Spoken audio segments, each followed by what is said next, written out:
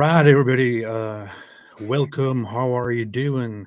I want to say in advance, this live stream is for mature audiences only, so viewer discretion is advised. Uh, and how are you doing, David? I'm pretty good. We're just getting back from the Monster Truck and Tractor Rally. Yee-hoo! Saw Truckosaurus versus Fordzilla. Oh yeah. Well, that goes beyond my skills. I can't talk like that, so I will just drop it here right now. But thanks everybody and welcome, and thanks for joining us on America's most watched live broadcast, at least on this channel. And today we have a very special show that will be very, very friendly and good. What do you think, David? I think that's going to be the greatest live stream ever. Oh, absolutely. Absolutely. Absolutely. God bless America. And with that said, so what do we want to talk about, David? We there is a famous clip from Muhammad Hijab that we've shared and which we've shared widely. And when I initially shared it a long time ago, I pointed out that Hijab's position in this video was not that it's okay to have sex with a 5-year-old. But he was saying to people who just believe in the Quran only Muslims, that if you just go with the Quran, you would assume that you can have sex with a 5-year-old. And so his point is you have to go outside the Quran to learn that that is a bad idea. So I pointed that out, but people have circulated, people running around saying that, Hijab says it's okay to have sex with a 5-year-old. No, he's saying you would conclude that if you just go with the Quran.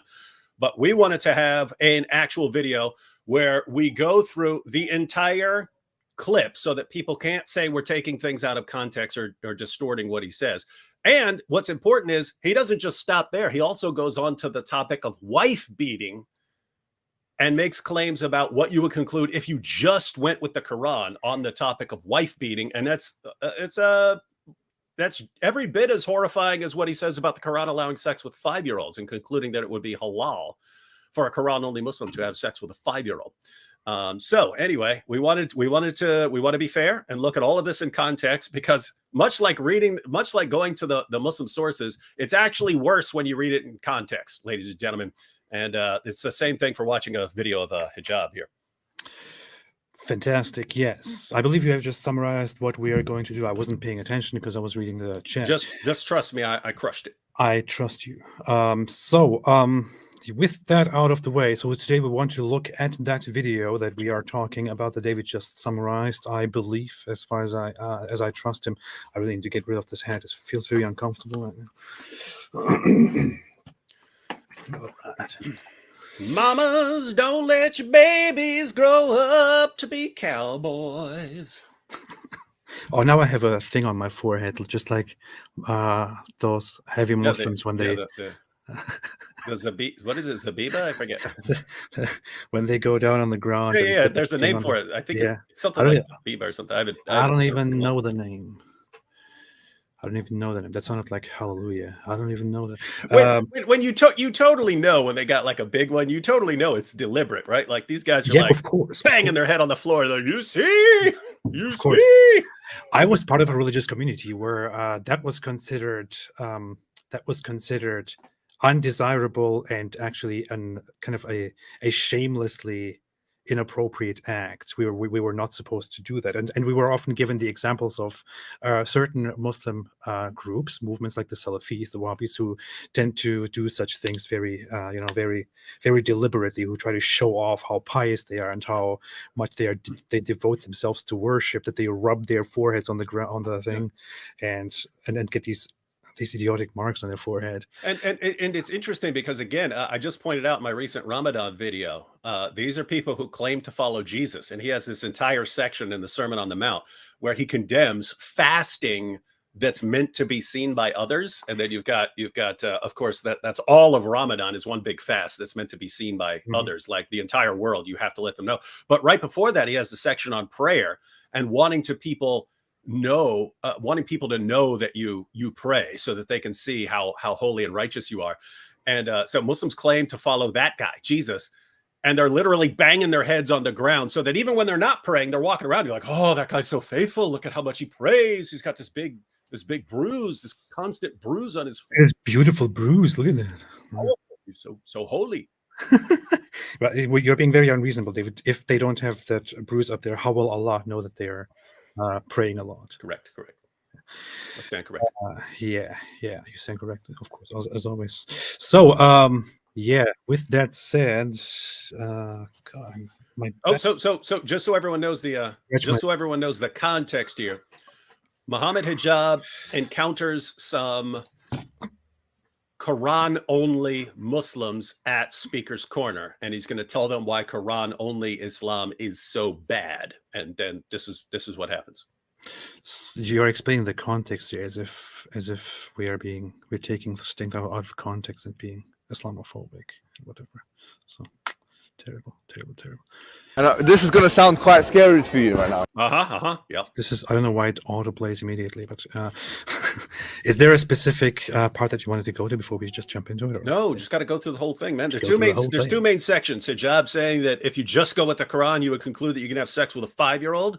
And then the second part, all in the same video though, but then he gets to claiming that, well, you'll see what he claims about wife beating.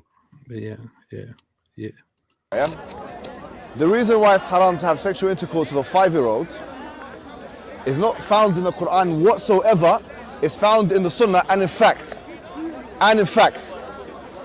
if you look just at the Quran, you will get the indication that you can have sexual intercourse with a 5-year-old. And I'll tell you why. And I'll give. If you just read the Quran, you would get. He says you get the indication, right? Like it's not just. He says the takeaway message, if you just go with the Quran, is you can have sex with a 5-year-old. And when he says that, Muslims all, alhamdulillah, great point. When we say, oh, how dare you say that, you liars, you see, the Islamophobes. So this would be a good answer to the question whether the Quran is dangerous or not, which is why I titled the stream like that anyway, where you could argue that the Quran is a dangerous book to read and to follow, because if you just read the book as it is and you take its instructions, then you could, for example, in this first example, do all kinds of very terrible sexual interactions, right? Yeah, and that's only the beginning here. Yeah. So notice what he's saying. Because this should be very, very disturbing. If I mean, it's only going to get worse. But saying, hey, if you just go to this Quran, you're going to conclude all of these horrible things. That's why you need all of these additional sources to go to, and so on. So it's like, wait, your God's eternal speech, his perfect eternal speech, you have to go outside of that to get all sorts of clarifications that would tell you don't have sex with a 5-year-old. You have to go elsewhere. But here, notice the problem. Let me read a couple quick verses. There are way more, but I'll just give a couple of examples. Here's the problem. The Quran claims to be perfectly clear. Surah 11, verse 1. This is a book whose verses have been made firm and free from imperfection, and then they have been expounded in detail. The Quran verses are firm and free from imperfection. Well, if Allah makes it sound like you can have sex with a 5-year-old and you can't, then I would say that there's an imperfection there. 12:1. These are verses of the clear book. 15:1. These are the verses of the book and of a Quran that makes things clear. 24:46. Hold on, David. Hold on. You are not interpreting those verses correctly. Yeah. Well, there is a reconciliation that they need to address here. So 24:46, certainly we have revealed clear communications. 26:2, these are the verses of the book that makes things clear. 27:1, these are verses of the Quran, a book that makes things clear. 28:2, these are verses of the book that makes things clear. And 57:9, he it is who sends down clear communications upon his servant, that he may bring you forth from utter darkness into light.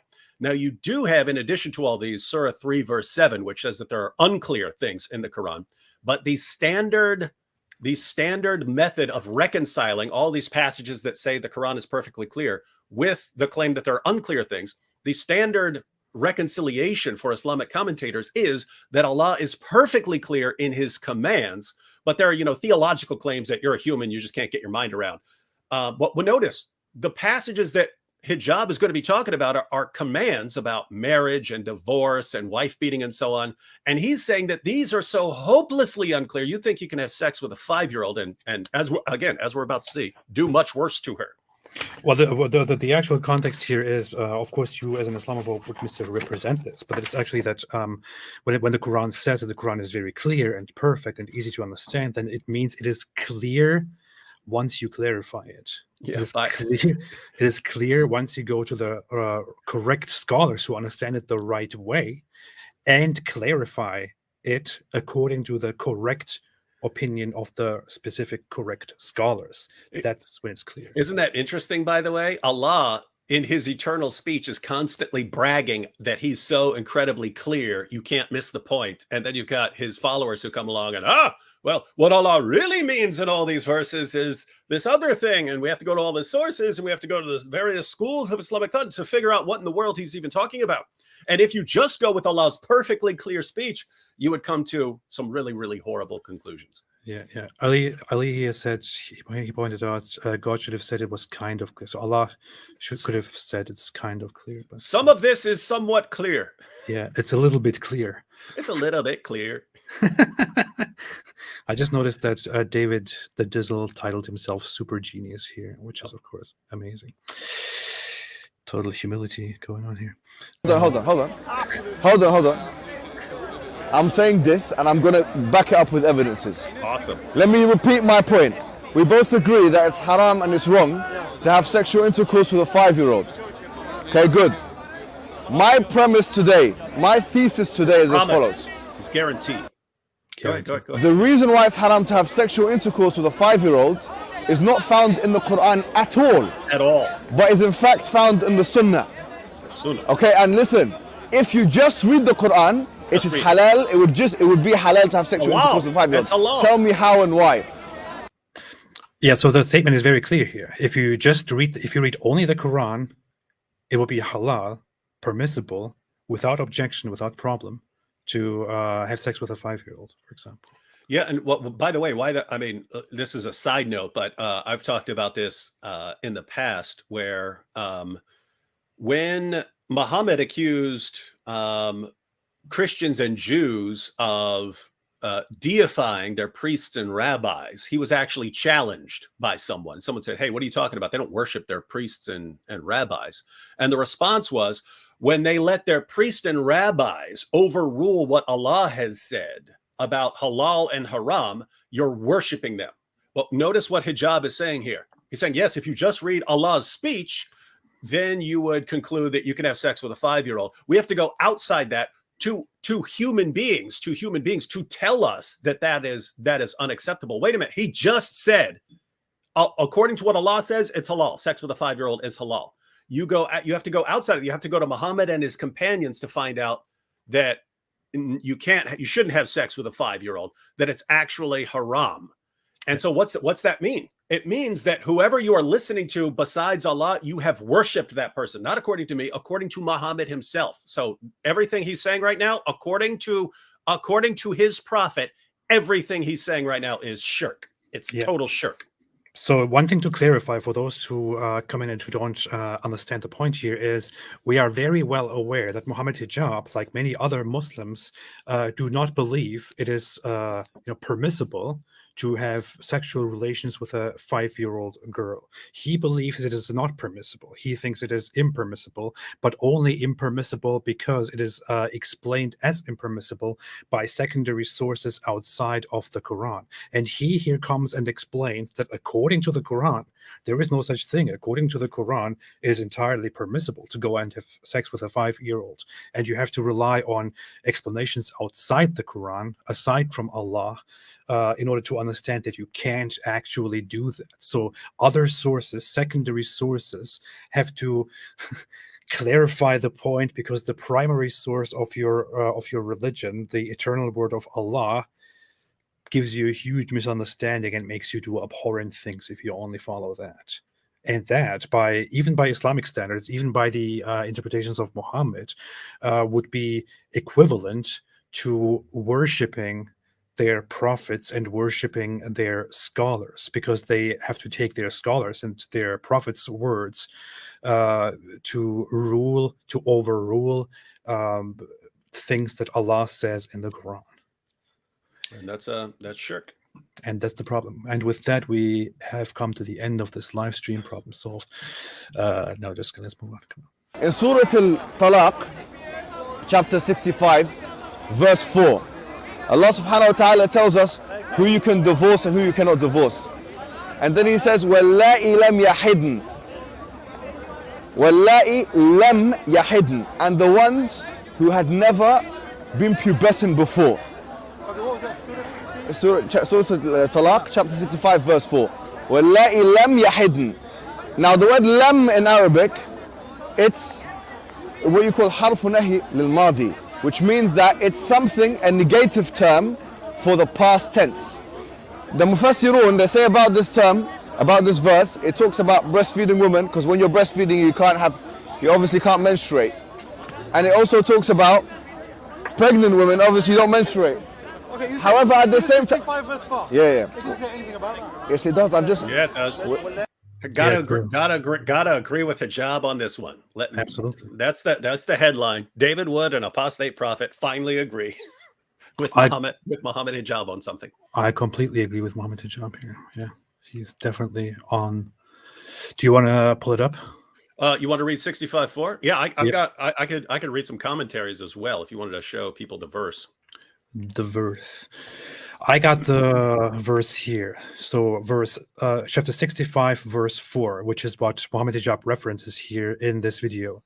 It says, according to the Sahih International Translation. Yeah, let me just because this verse does sound confusing unless you are aware of the previous revelations in the Quran. So the Quran had allowed, the Quran had given rulings on divorce.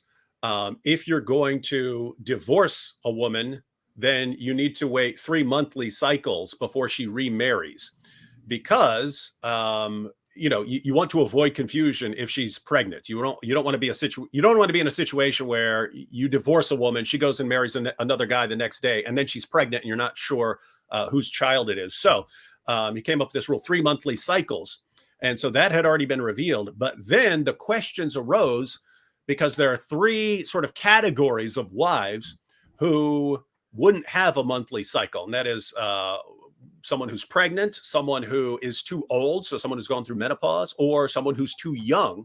And then so Muhammad, how can we wait 3 monthly cycles for these categories of wives who don't have a monthly cycle? And Surah 65:4 is an answer to those questions. What do you do about those 3 categories of wives? And it says regarding that in Sahih International, and those who no longer expect menstruation among your women, if you doubt, then their period is 3 months. And also for those who have not menstruated. And for those who are pregnant, their term is until they give birth. And whoever fears Allah, he will make for him his matter ease. Read the Mohsin Khan there. Mohsin Khan says in that regard, is 3 months, and for those who have no courses, so no monthly menstrual cycle, i.e. they are still immature.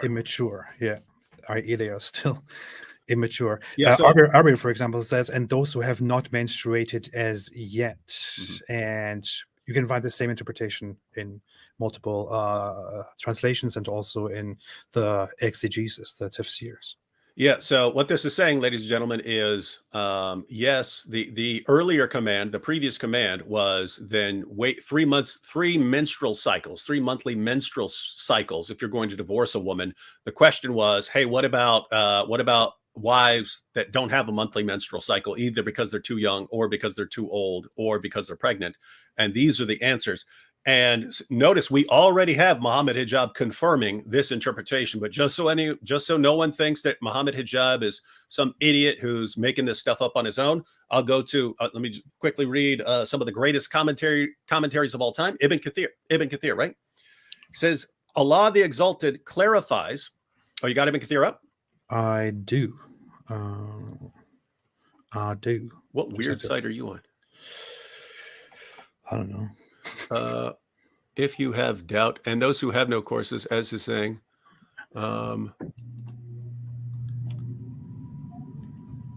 You can go ahead and read your Let's see right there. What does that say? Well, I'm having trouble because it's so tiny on my screen here. Oh yeah, okay.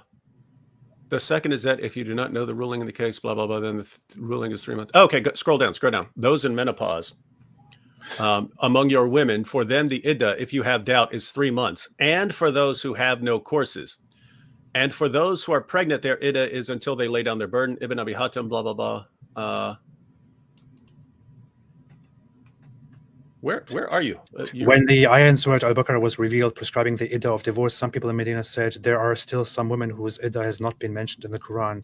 There are the young, the old, whose menstruation is discontinued, and the pregnant. Later on, the ayah was revealed. I think there should be more. And for those until they lay down their burden, I don't know. just read your part. You've got this. Okay, yeah, I got the relevant section right here. You can find it. The relevant section says Allah the Exalted clarifies the waiting period of the woman in menopause, and that is the one whose menstruation has stopped due to her older age. Her iddah is 3 months instead of the 3 monthly cycles for those who menstruate, which is based upon the ayat in Surah Al-Baqarah. This, the same for the young who have not reached the years of menstruation. Oh, I got it right here. Oh, there you go. There you have it. So he clarifies, those in menopause and those who do not have menses. So notice her iddah is 3 months instead of the 3 monthly cycles for those who menstruate, which is based upon the ayat, blah, blah, blah. The same for the young who have not reached the years of menstruation. So this is talking about girls who are too young to have a monthly menstrual cycle. Their iddah is 3 months. So the iddah is that waiting period before she can marry again. Let me read Tafsir Jalalain real quick. Tafsir Jalalain says, and as for those of your women who no longer expect to menstruate, so that's those who are too old, if you have any doubts about their waiting period, their prescribed waiting period shall be 3 months. And also for those who have not yet menstruated because of their young age, their period also shall be 3 months. So Jalalain, the two Jalals specifically say that this is for girls who are too young to menstruate. And then Ibn Abbas, he actually gives the historical background. It says, and as for such of your women as despair of menstruation, and then his commentary says, because of old age, if you doubt about their waiting period, the period of waiting shall be 3 months, upon which, he actually gives the historical background. Someone's asking Muhammad this question, upon which another man asked, O Messenger of Allah, what about the waiting period of those who do not have menstruation because they are too young? And it's because of their young age, their waiting period is 3 months. Yeah. So these are some of the most respected commentaries of all time. They're saying exactly what Muhammad Hijab said, that this is just talking, all it says is it's talking about marrying, divorcing, and then remarrying, someone else remarries a girl all before she has reached the age of puberty, all before she has a monthly menstrual cycle. And the tafsirs that David just read, I mean, Ibn Kathir is the most widely recognized, the most popular tafsir, exegesis, interpretation of the Quran, known by everybody around the world and followed very, very much precisely by the traditionalists. And when it comes to Tafsir Jalalain, which is the tafsir of the two Jalals, and that is a tafsir that is also very widely known, one of the most popular ones, and is also known because it's very specifically addresses the explanations of words and breaks things down in a very simple, easy to understand way. And what it does here, when it breaks down things in a simple, easy to understand way, is that it exposes the Quran as something pretty barbaric. Yeah, and just for a modern, a 20th century commentator, Maududi is certainly among the most famous commentators of the 20th century. And his commentary, he says on this verse, therefore, making mention of the waiting period for the girls who have not yet menstruated clearly proves that it is not only permissible, halal, to give away the girl in marriage at this age, but it is also permissible for the husband to consummate marriage with her. Now, obviously, watch what he says. Now, obviously, no Muslim has the right to forbid a thing which the Quran has held as permissible. So listen to what Hijab says. He says, if you just look at the Quran, you would say it's halal. Maududi says no man has a right to look at what the Quran says is halal and then say it's not permissible. And so, man, they got some problems here, dude. All their commentaries say what it means. Hijab agrees that it means that, but Hijab is saying, hey, we can't go with the halal on this one. This is too sick. This is too sick. We have to go outside the Quran. Yeah, absolutely. Wow. No. Let Let me read it out for non-speaking Arabs here. Surah 65 verse Yeah. 12. In the As tablet, for the women who have reached menopause, Yes. if you have any doubts, the interim shall be 3 months. Yeah. As for those whose menstruation has ceased, Okay, and good. those who are This already is it. pregnant, Good. the interim is until they give birth. This is the verse. Anyone who reverences Allah, He makes His matters ولا easy يئسن for من him. المحيض من So نسائكم where does Allah say? فعدتهن 3 أشهر واللائي لم Why doesn't he just let the guy speak? يحضن. Okay, والله لم there's يحضن. a verse in the Quran where Allah says that No, you listen, choose your but partner. you're with me here. Look at these What's terrified the- girls, by the way. Sorry again? Cameron, do you mind if I just, because to other people they might not know what I'm trying to say. Look at these girls. So what? Let me just finish what I'm saying and then you can come back. In the Sunnah, there's a hadith. And by the way, this is very important, yeah? I want all Muslims to be aware of this. The reason why we don't have sexual intercourse with 5-year-olds and Girls are 6-year-olds and chatting and 7-year-olds or whatever is not because of puberty. Not because of puberty. Wait a minute, what did you say? It's Right. Wait a minute, what did you say? Wait a minute. What did you say? That's right. He's absolutely correct. He's going to break it down. He's going to say, hey, and this is really a big slap in the face to Ali Dawa and some of the other Muslims who, as long as you wait for puberty, if my daughter reaches the age of puberty, I will tell her you are ready to be married, right? And Hijab saying that's not even what the Quran says. The Quran doesn't even say you have to reach puberty. It's not because of puberty. Look at that terrified girl in the background, by the way. Yeah. not because of puberty, because that verse in the Quran actually says lam yahidn. They never had puberty before. You can't go around that. You can't go around that. The reason why we don't have sexual intercourse with those people is because of harm. The hadith says la darar wa la dirar. And I've said before, the reason why is because of the sunnah, not because of the Quran. Such a verse, la darar, means you can't inflict harm to anyone else. You know, I'm going to make a point to you today and to the British government. Wait a minute, what did you say? British government? Yes, the British. Wait a minute, what did you say? It's very funny that he basically appeals to the harm principle here and unites it with his traditional Islamic beliefs.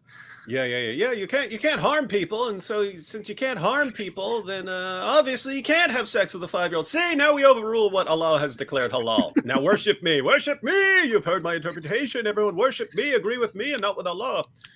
You can either go through this entire section. It's kind of it's not directly relevant to the Quran discussion, so up to you. Or maybe you can speed it up. I'll give you the gist of what he says. He's going to say that he's going to talk about the British system where it's just a minimum age of consent. And he's going to point out, well, what if a woman's 100 years old? She would be in danger having sex with a young guy too.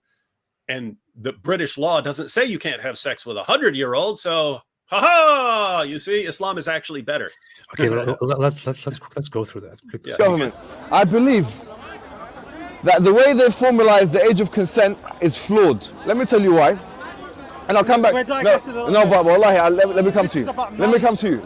I'm with you. Cameron, give me a second, please. I beg you, yeah? You know, in Islam, it's haram to have sexual intercourse with anyone who you'll cause harm to. That's why we don't have a problem with the age of consent, let's say, yeah? In this country, a 30-year-old man can have sexual intercourse with a centenarian, a 100-year-old woman. But I'm going to be explicit here, Cameron, yeah? If a 30-year-old man has sexual intercourse with a 100-year-old woman, it's going to cause physical harm and psychological harm. Wait a minute, what did you say? What do you mean? What did you say? The same two things, which is the reason why we don't have sexual intercourse with 8-year-olds and 9-year-olds and 10-year-olds in this country. How in the world is that comparable? Yeah, all he's saying is the Islamic way, if you actually go with the hadith and you apply some sort of rule about harm, which he's interpreting as overruling Allah's claim in the Quran that you can have sex with a 5-year-old. He's interpreting it that way, and he's saying this is actually, the Islamic way is actually better, because we wouldn't just say, oh, the law says I can have sex with a 100-year-old. In Islam, based on my interpretation of harm, that could be harmful, and therefore I wouldn't have sex with a 100-year-old and wouldn't harm her. Wait a minute, what did you say? So Islam is better for women.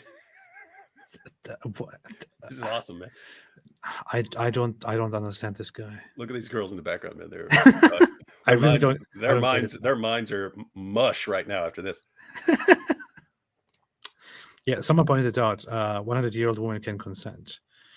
Yeah. That's what he's saying. He's saying a 100-year-old woman should not be able to consent because to sex with a young virile guy, because he's going to basically break her. Well, fantastic. And Great so this comparison. is where hijab's mind goes when he's thinking about stuff. It's the same, like golden showers. Don't have sex with 100-year-old grandmas, because it's also very harmful for the same reason that we don't have sex with those people, meaning 5-year-olds and 6-year-olds. You should also not go and have sex with 100-year-old grandmas. It's harmful. And Islam, of course, gives us the answer to that, provides us with the idea that we should not cause harm. And since we somehow understand that it is harmful to have sex with 100-year-old women, we should therefore ignore Allah's rulings in the Quran and add this additional rule and say that is not permissible. And thereby we also conclude that our own minds and our observations of reality are superior and more important to Allah's word in the Quran. Yep, precisely. Yeah, precisely. All right. Correct. So if that's the case, they should make it illegal for a 30-year-old to have sex with a 100-year-old, just as they made it illegal for under 16s to be having sexual intercourse with over 16s. Now the point is this: Islam, why does it stop certain marriages from taking place? It only stops it on the basis of harm. And that is a case-by-case reality. If somebody, for example, as I've just mentioned, is 30 years old, and he's having sexual intercourse with a woman that's 100 years old who's got a hip replacement surgery, that's actually haram. That marriage should not be allowed to take place in Islam. You see? Suppose you want to marry a 100-year-old who just got her hips replaced. This is why you need my understanding of this hadith about harm. This is getting really weird. I didn't think it would go down. And it's just amazing. Muslims look at this, alhamdulillah, so brilliant, such a brilliant explanation, until we come along and say, guys, look at what he just said, and then you dirty Islamophobes, how dare you report what Brother Hijab just said. This is getting really weird, man. Top G! He's going full top G mode right now, man. Top G. Top G! Islam. I would actually urge the British government to take this Islamic principle on board, because actually exploitation, both physical and psychological, can take place. And the UK government watched this video and they thought, we do need that. Oh, let's just find this guy immediately. Find Mohammed Hijab, make him the next prime minister so that he can. Oh boy. If a 30-year-old man, fully vitalized, has sexual intercourse with a 100-year-old woman. Fully vitalized. Now the point is this: the Quran doesn't say anywhere in the Quran that the woman has to be pubescent. That's true. Why? Because you can have a 16-year-old. It's possible. You can have a 16-year-old prepubescent. It's possible. You can. In Islam, 15 is the max, but in this country, 16.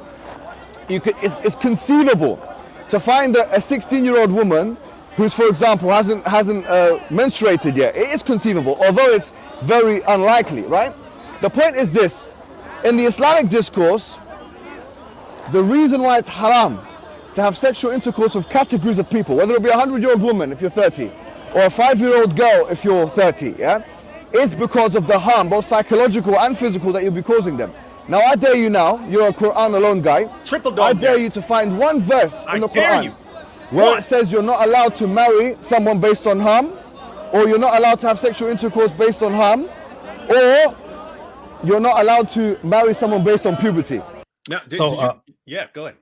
So he just breaks down and challenges the guy, the Quran only guy, in the end, explicitly asking him if he can find one single verse in the Quran that says you may not have a marriage or sexual intercourse with somebody who has not reached puberty, somebody who is below a certain age, that you cannot marry or have sexual intercourse based on harm, because these things are clearly and obviously not found in the Quran. If you go by the Quran itself, if you read the Quran, you will not find such things. On the contrary, you will understand, if you only read the Quran, that it is entirely permissible and unproblematic to go and have sex with all kinds of little girls, no matter if they have reached puberty or not, and no matter if you harm them or not. That's what you get from reading the Quran. That's what he says.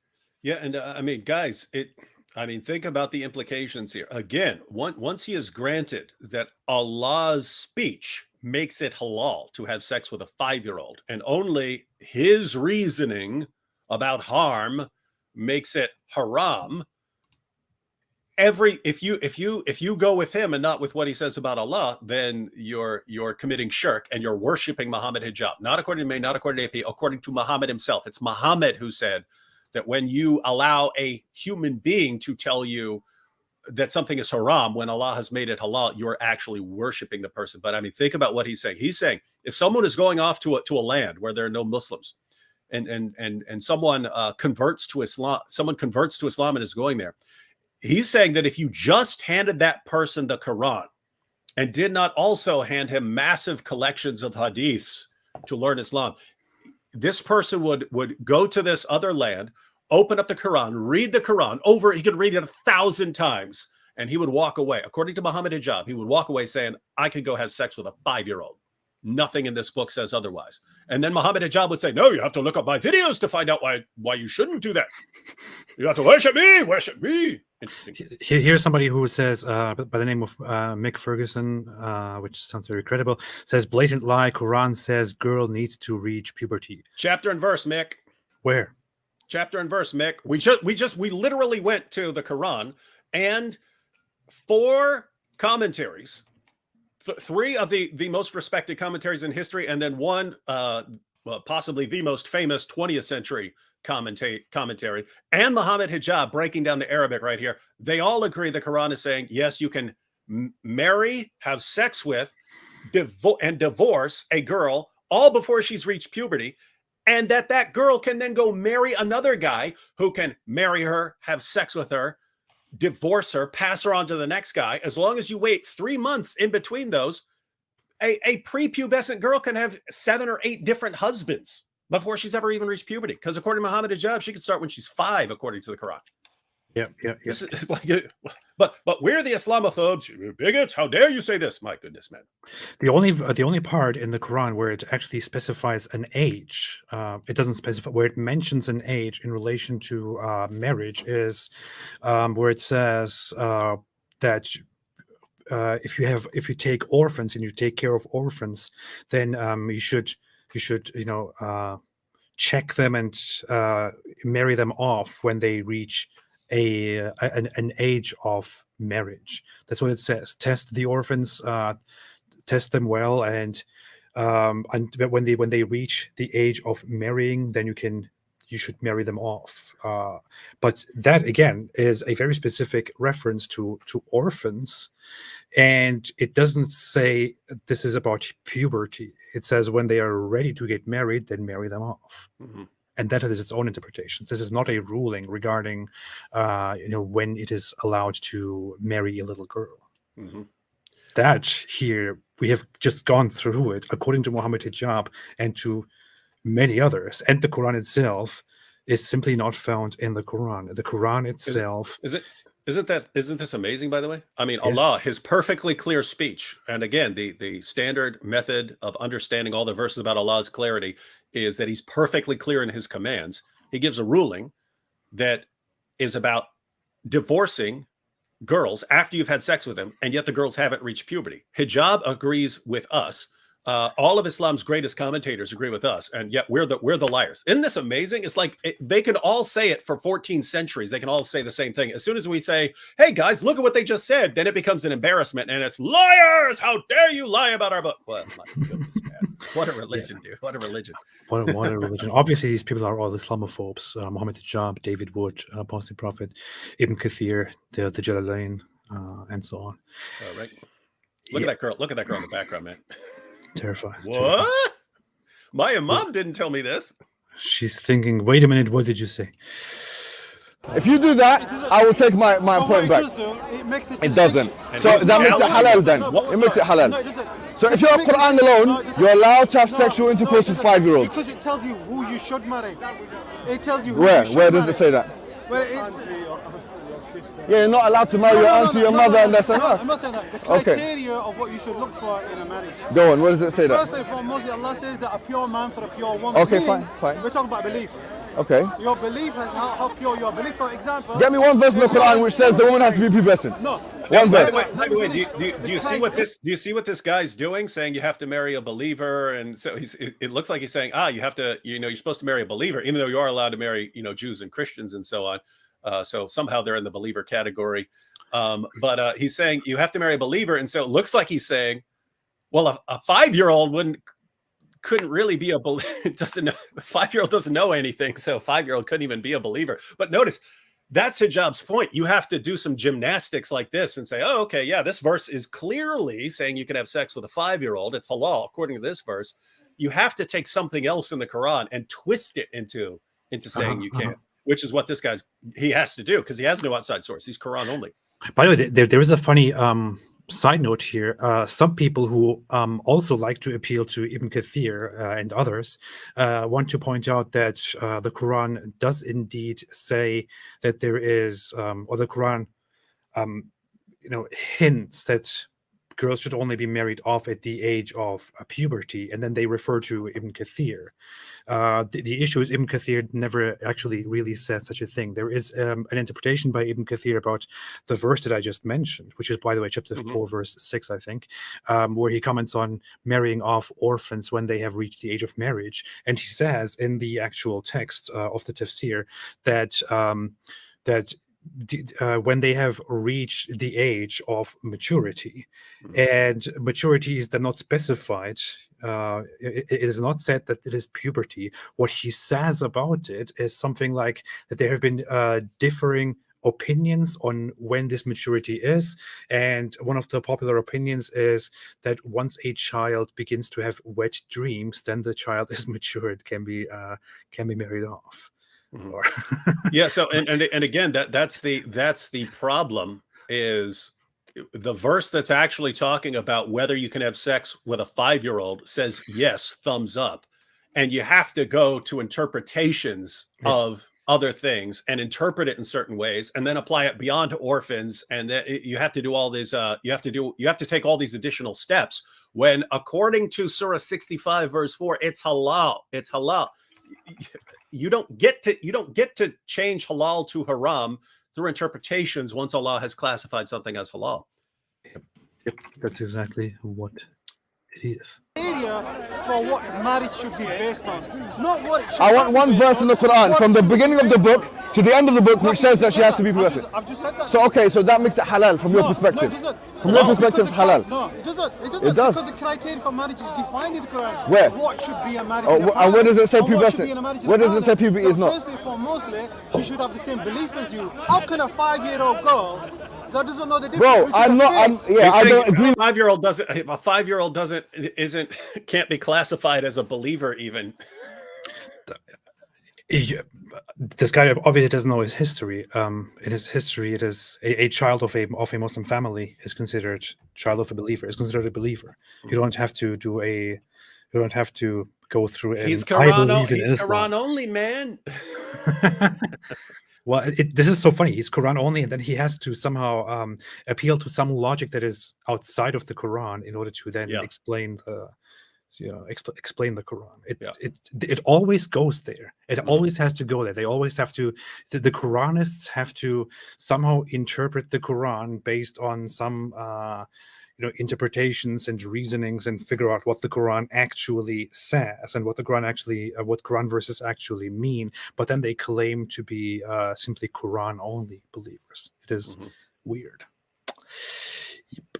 That. We both say it's know haram. what belief is. Okay, fine. So why would I marry a No, no, 5-year-old? no. So the criteria is This doesn't make sense what you're saying. I want you to find me one thing in the Quran. The criteria, Allah tells you what is for marriage, not what is not for marriage. What is for marriage? You know, in the Quran it says حُرِّمَتْ عَلَيْكُمْ Allah أُمَّهَاتِكُم. says It says you're not allowed to marry your mum. You're a woman. It says you're not allowed to marry your sister, your auntie. You're gonna look Where for does a it say you're woman not allowed to marry that believes the way that you a believe. prepubescent? If you're a Shia, you marry a Shia. If you're a Sunni, then you look for a woman who believes in a Sunni. Listen, If I'm you're- not getting an answer here, my friend. I am, it's from the Quran. No, but you're Yeah, not notice- getting me a direct verse in the Quran.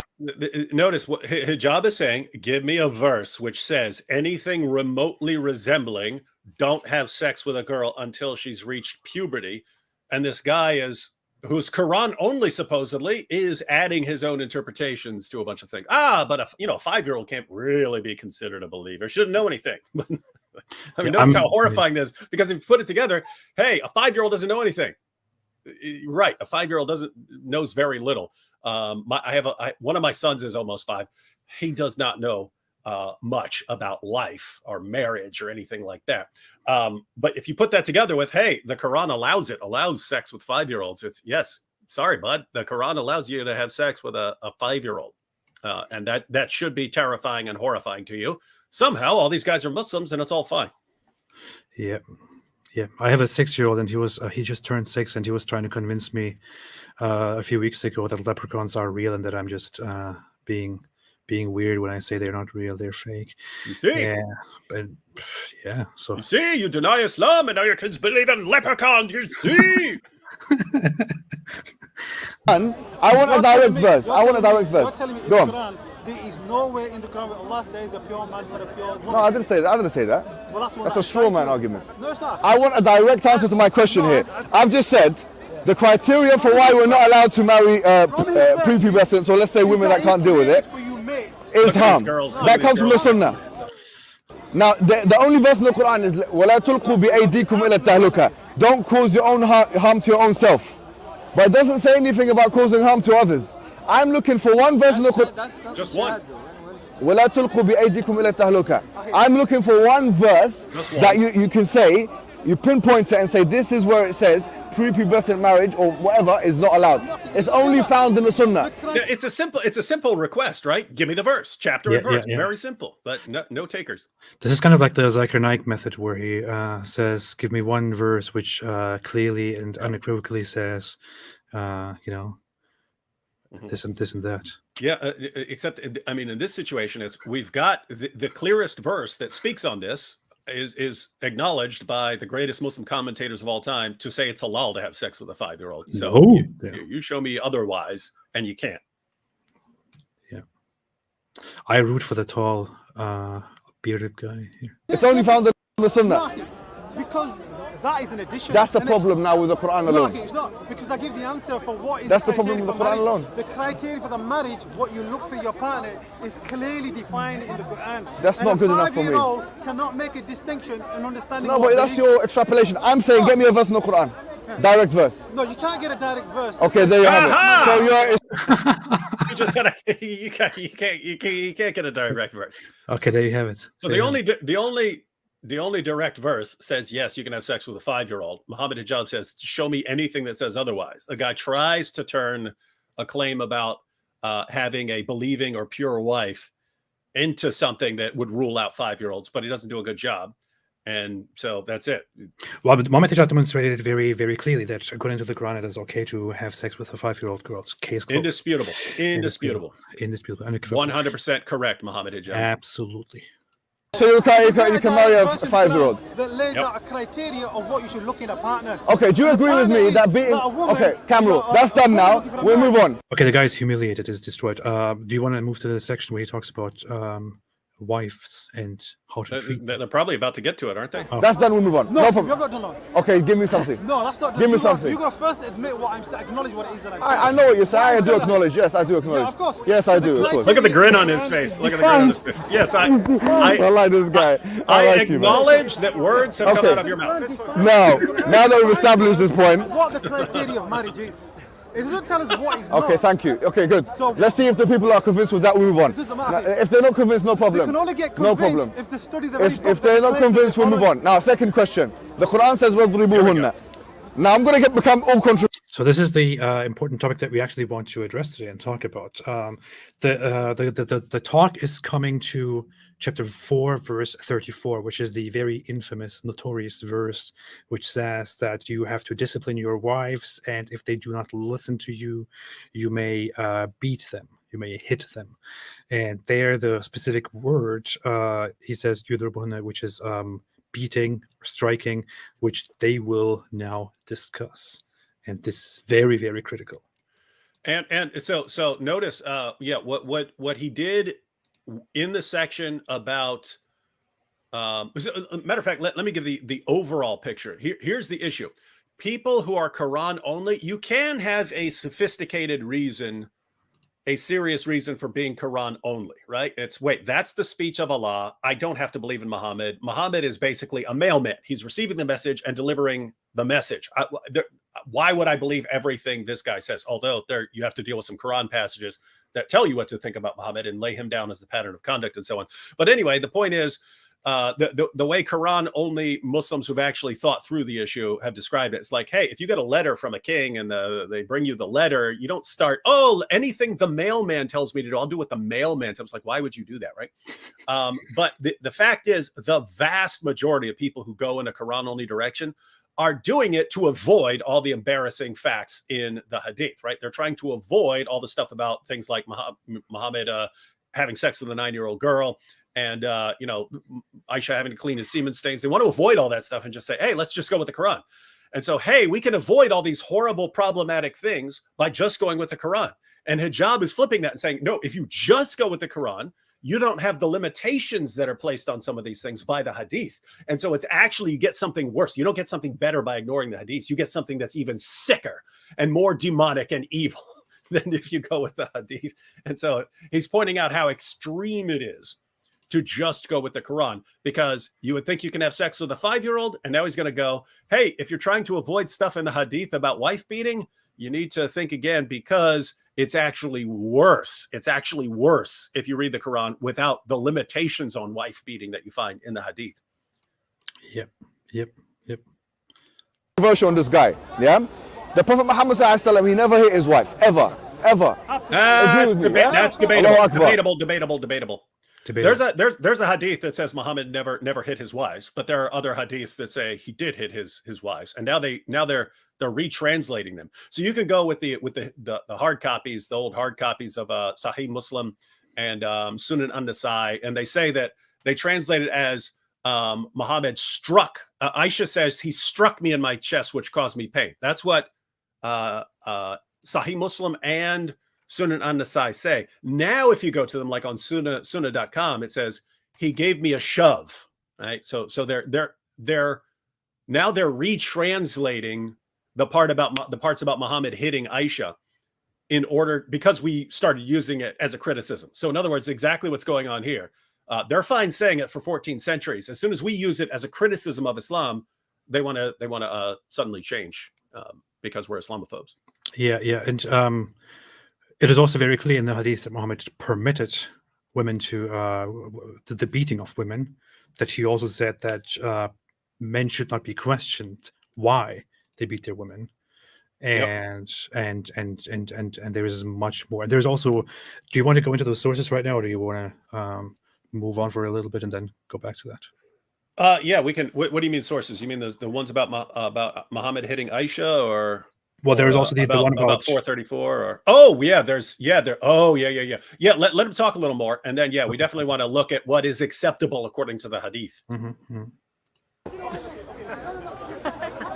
And he never created hadiths. Okay, These are okay, innovations okay, by Kamrul, scholars. Kamrul, Remember Kamrul. that. The only Kamrul. hadith that he brought Kamrul. was the Asan al-Hadith. Surah 39 verse 23. Five. Allah sent down the best hadith. Okay, a mashallah. book that is consistent, relating, very nice. contrasting, repeating. Yes. The skins of those who reverence the تخشعر Lord. جلود الذين يؤمنون. Okay, fine. This is the Okay, hadith fine, that fine. he brought. He didn't bring anything else, I think. Okay, very nice. Thank you for that. Now I'm going to ask you a question. Have to ask him this. He needs to know. He needs to know. Okay, no. Okay, I need to know. But I need to ask. Okay, he needs to know. I like it. Now you're starting to get some of the. Listen.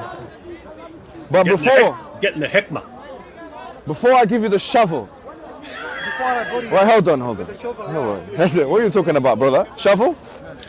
No, look. Wait a minute, what did you say? Before I get the shovel to bury you. Wait a minute, where were we? If the people are convinced with that, we move on. It doesn't matter. Okay. It's consistent, relating, very nice. contrasting, repeating. Yes. The skins of those who reverence the Lord. And he never created hadiths. Okay, He's no, an okay.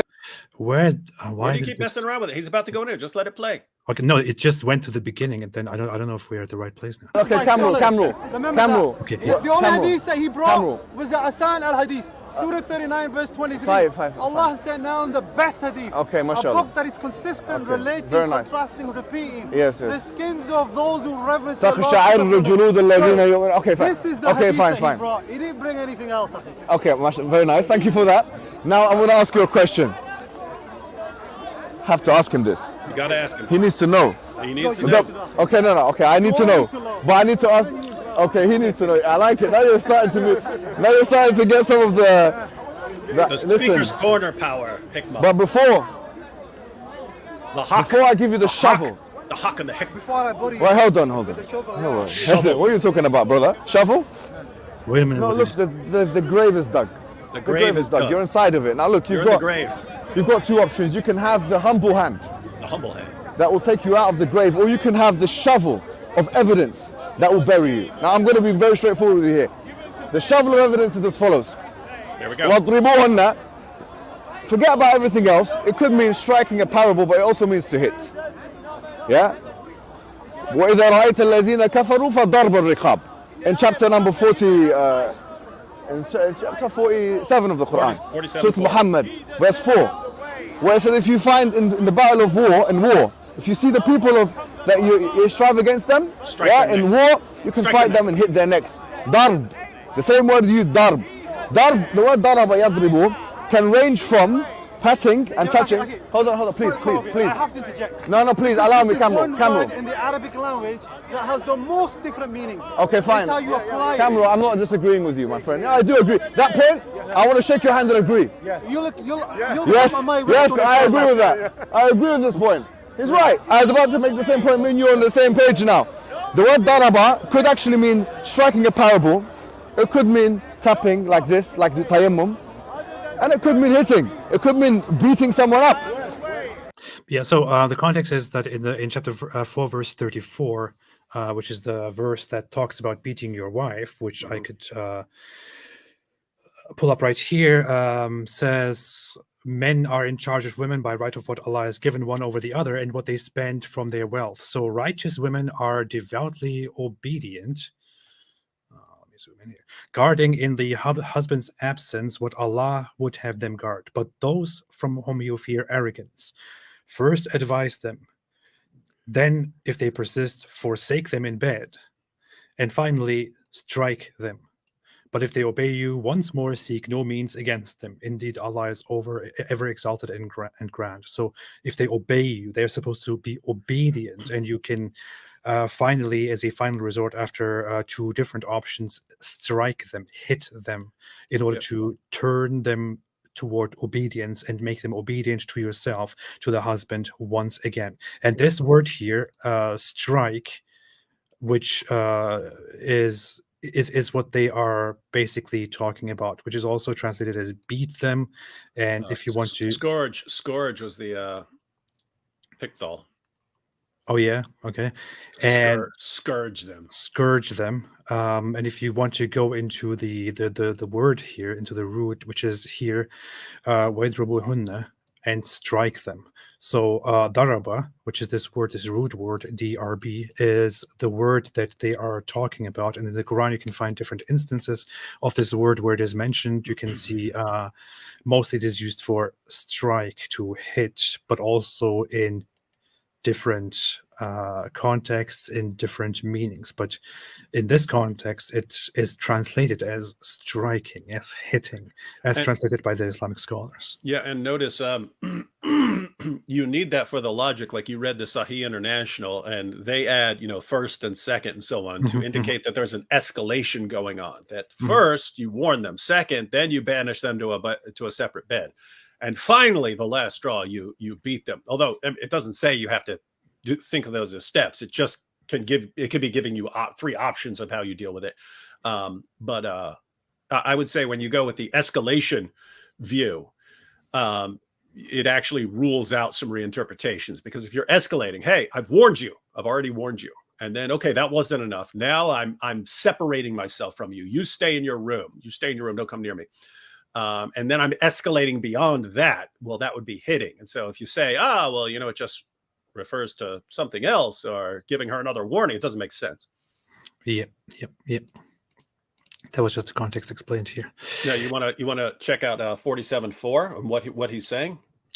47:4, yeah. There you go. And you just kind of need the beginning. So when you meet those who disbelieve in battle, strike their necks until when you have inflicted slaughter upon them. Notice. So this is what hijab is saying. Surah 47 verse 4 says you strike your enemies in battle, and this is referring to slaughtering them. And hijab points out it's using the same term for talking about striking your wife. And so if you don't, this is hijab's point, if you don't go to the hadith to place some limitations on what you can do to your wife, you would conclude that you can chop her head off, that you can slaughter her when she disobeys you. Yep. Here's his point. This is the same word, darba, the same word as is used in chapter 4, verse 34, when it describes hitting your wife. It says here, and strike your wives into obedience. And here it talks about the disbelievers. When you encounter them, strike their necks, slaughter them. Yeah. So just to be clear, ladies and gentlemen, he's not saying that it's okay to slaughter your wife. He's saying if you just go with the Quran, there's nothing ruling that out. He's saying that you would read Surah 4, verse 34. Hey, I can strike my wife. What does that mean? He's saying without the hadith to place some limitations on what you could do, you would conclude I can strike her like I strike a guy in battle and slaughter him. So I can slaughter my wife if she gets out of line. So this is what he says is going to bury this dude. It's going to bury the Quran only position, because there's no way out of this. Not according to us, according to Muhammad Hijab, if you just read the Quran, you would conclude that you can chop your wife's head off if she gets out of line. Yeah. And hit on their fingers and chop their necks. That's what you could possibly do if you just go with the Quran. Mm-hmm. David, what do you say about that? Yeah, we should. I mean, you could play a little more of the clip, but we also want to look at the hadith as far as what you can do to your wife according to the hadith. Yeah, let's go over with the video quickly and then. Yeah, okay. Now the question is this: the Quran 4:34, it says, "Wadribuhunna." If we want to take your approach to the Quran, which is that you don't have the Sunnah next to it, we know the Prophet never touched his wife in that way. We know we don't advocate hitting women and stuff like that. Yeah. Wrong. However, wrong. If I was a Quran alone, wallahi, I'll be honest with you, I would look at the Quran. Inshallah, go to Jannah if he was, yeah. Okay, if anything but Quran alone, you're mushrikin. He's saying he's being honest here. That's a fact. So my word, that's the Quran. You okay, need to study it that's fine. with the right belief. Okay, well, thank you for that. Even though there's a little bit of controversy there, we might not agree. But here's what I was. Because you don't study. You're gonna teach me now. But what I ask you, yes, inshallah. What I was gonna say to you is this. I don't know why I keep coming to you, brother. What I'm gonna say is this, yeah. If you read the Quran just like that, without reference to the Sunnah, to the way of the Prophet Muhammad sallallahu alaihi wasallam, that word becomes open to interpretation. A man now, a husband, can decide, okay, well, so like a nice man like you will say, no, this means strike a parable, yeah? Strike a parable. But this guy, okay, maybe not you, right? or someone like me, or some bad guy, right? Who's got more aggressive tendencies. Let's look at that word, daraba. Same word that's used for striving. I'm going to do that on my wife. Now the thing is, what restricts that man? Nothing restricts that man as the Quran alone. Why? Because that man now has absolute ability and right to interpret and extrapolate from that verse whatever he wants. No, does it? You heard that, right? Yeah. You heard that. So he says, according to, if you just read the Quran, somebody who reads the Quran could sit down and understand from the Quran, from the language that it uses and the wording that it uses for these specific instances and instructions, a man could understand, I could strike my enemies in a violent way, and I could also do the same way of striking, for example, to my wife, right? Right, Yeah. David? Yeah, absolutely. What prevents him from doing that? Nothing. Not the Quran. Yeah, not the Quran. So his point, I mean, so notice he's saying, hey, imagine a world where all you have is the Quran. All you've got is the Quran. You read the Quran from beginning to end. Then your wife disobeys you. Wait a minute. What's the Quran say to do when my wife's being arrogant or disobedient or rebellious? What do I do? According to the Quran. According to the Quran, you strike her. You strike her to make her, stop this horrible behavior and so on. And he's pointing out, hey, the word for strike there is the same thing that's used of enemies in battle. That's talking about beheading them and slaughtering them. And so you would conclude, if you're a more aggressive type, he basically said, notice what he says, because this is very important. He says, hey, if you're a nice guy, you're going to interpret that in some nice fashion. Oh, it means strike a parable, or maybe strike a pose, something like that, strike, right? But not like physically attack her. And hijab saying, hey, I'm a more aggressive guy. I'm going to interpret it as slaughter. And so this is what you get if you just go with the Quran. You would conclude that it is halal to chop your wife's head off for disobeying you. And he's saying, therefore, we need to go outside of the Quran and find out that, you shouldn't be that harsh with your wife. So again, you have to go out to the Quran. You have to go outside of the Quran to find out that it's actually haram to chop your wife's head off for messing up your falafel or something. Hey, maybe we should just go ahead and there can't be too much more to the video. Maybe we should just finish the video and then pull up that hadith, which says what you can do in the hadith, which is Let's finish it very quickly and then go. Because Surah 30 verse 21, Allah says among his signs is that he created for you spouses, meaning wives. Yeah, لِتَسْكُنُوا إِلَيْهَا وَجَعَلَ بَيْنَكُمْ مَوَدَّةً وَرَحْمَةً. In order to have tranquility and contentment with each other. Yeah, okay. You couldn't get that with a 5-year-old. So he I agree with that, by the way. places in your heart love and care towards your spouses. In this, there are signs for my goodness. What's that got to do?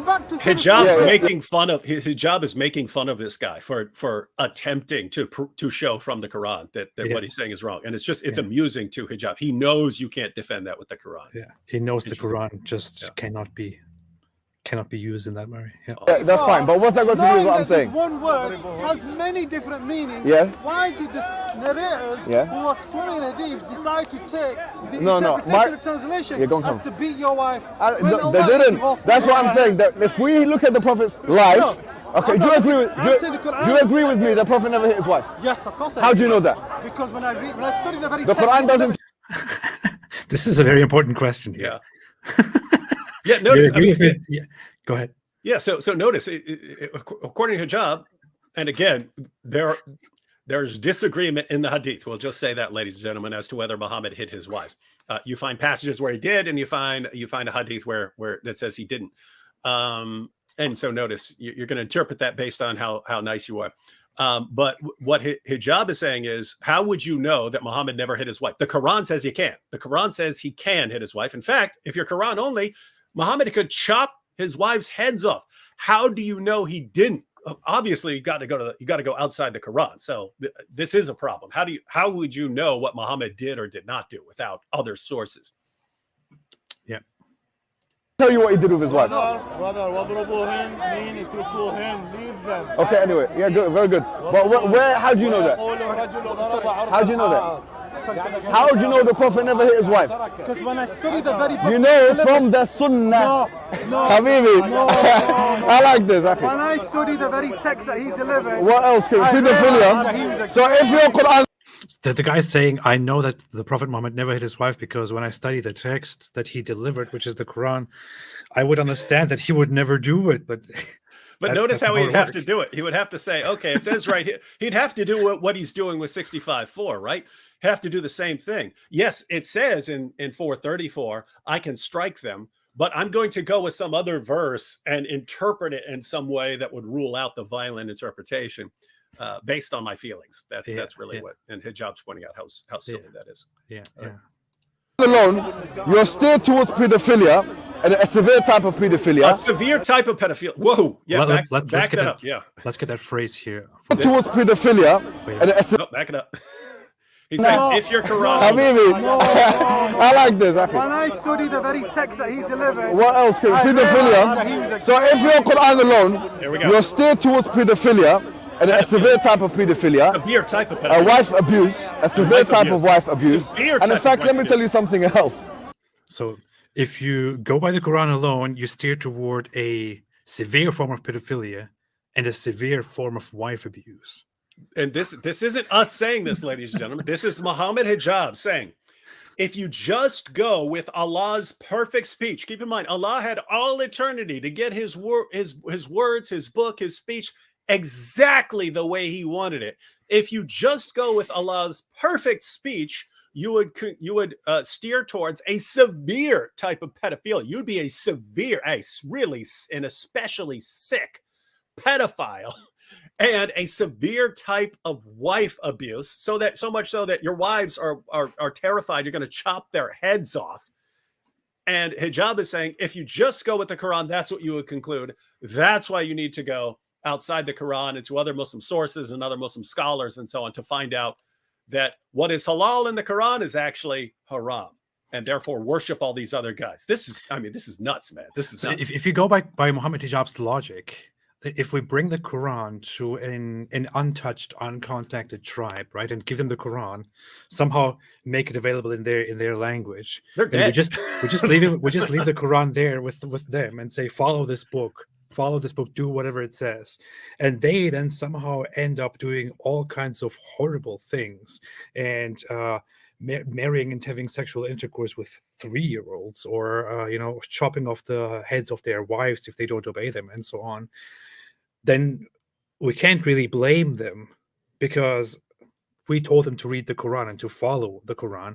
And if you only follow the Quran, then you steer toward a severe form of pedophilia and toward a severe form of wife abuse, which would include brutally, beating, hurting, wounding, and killing her.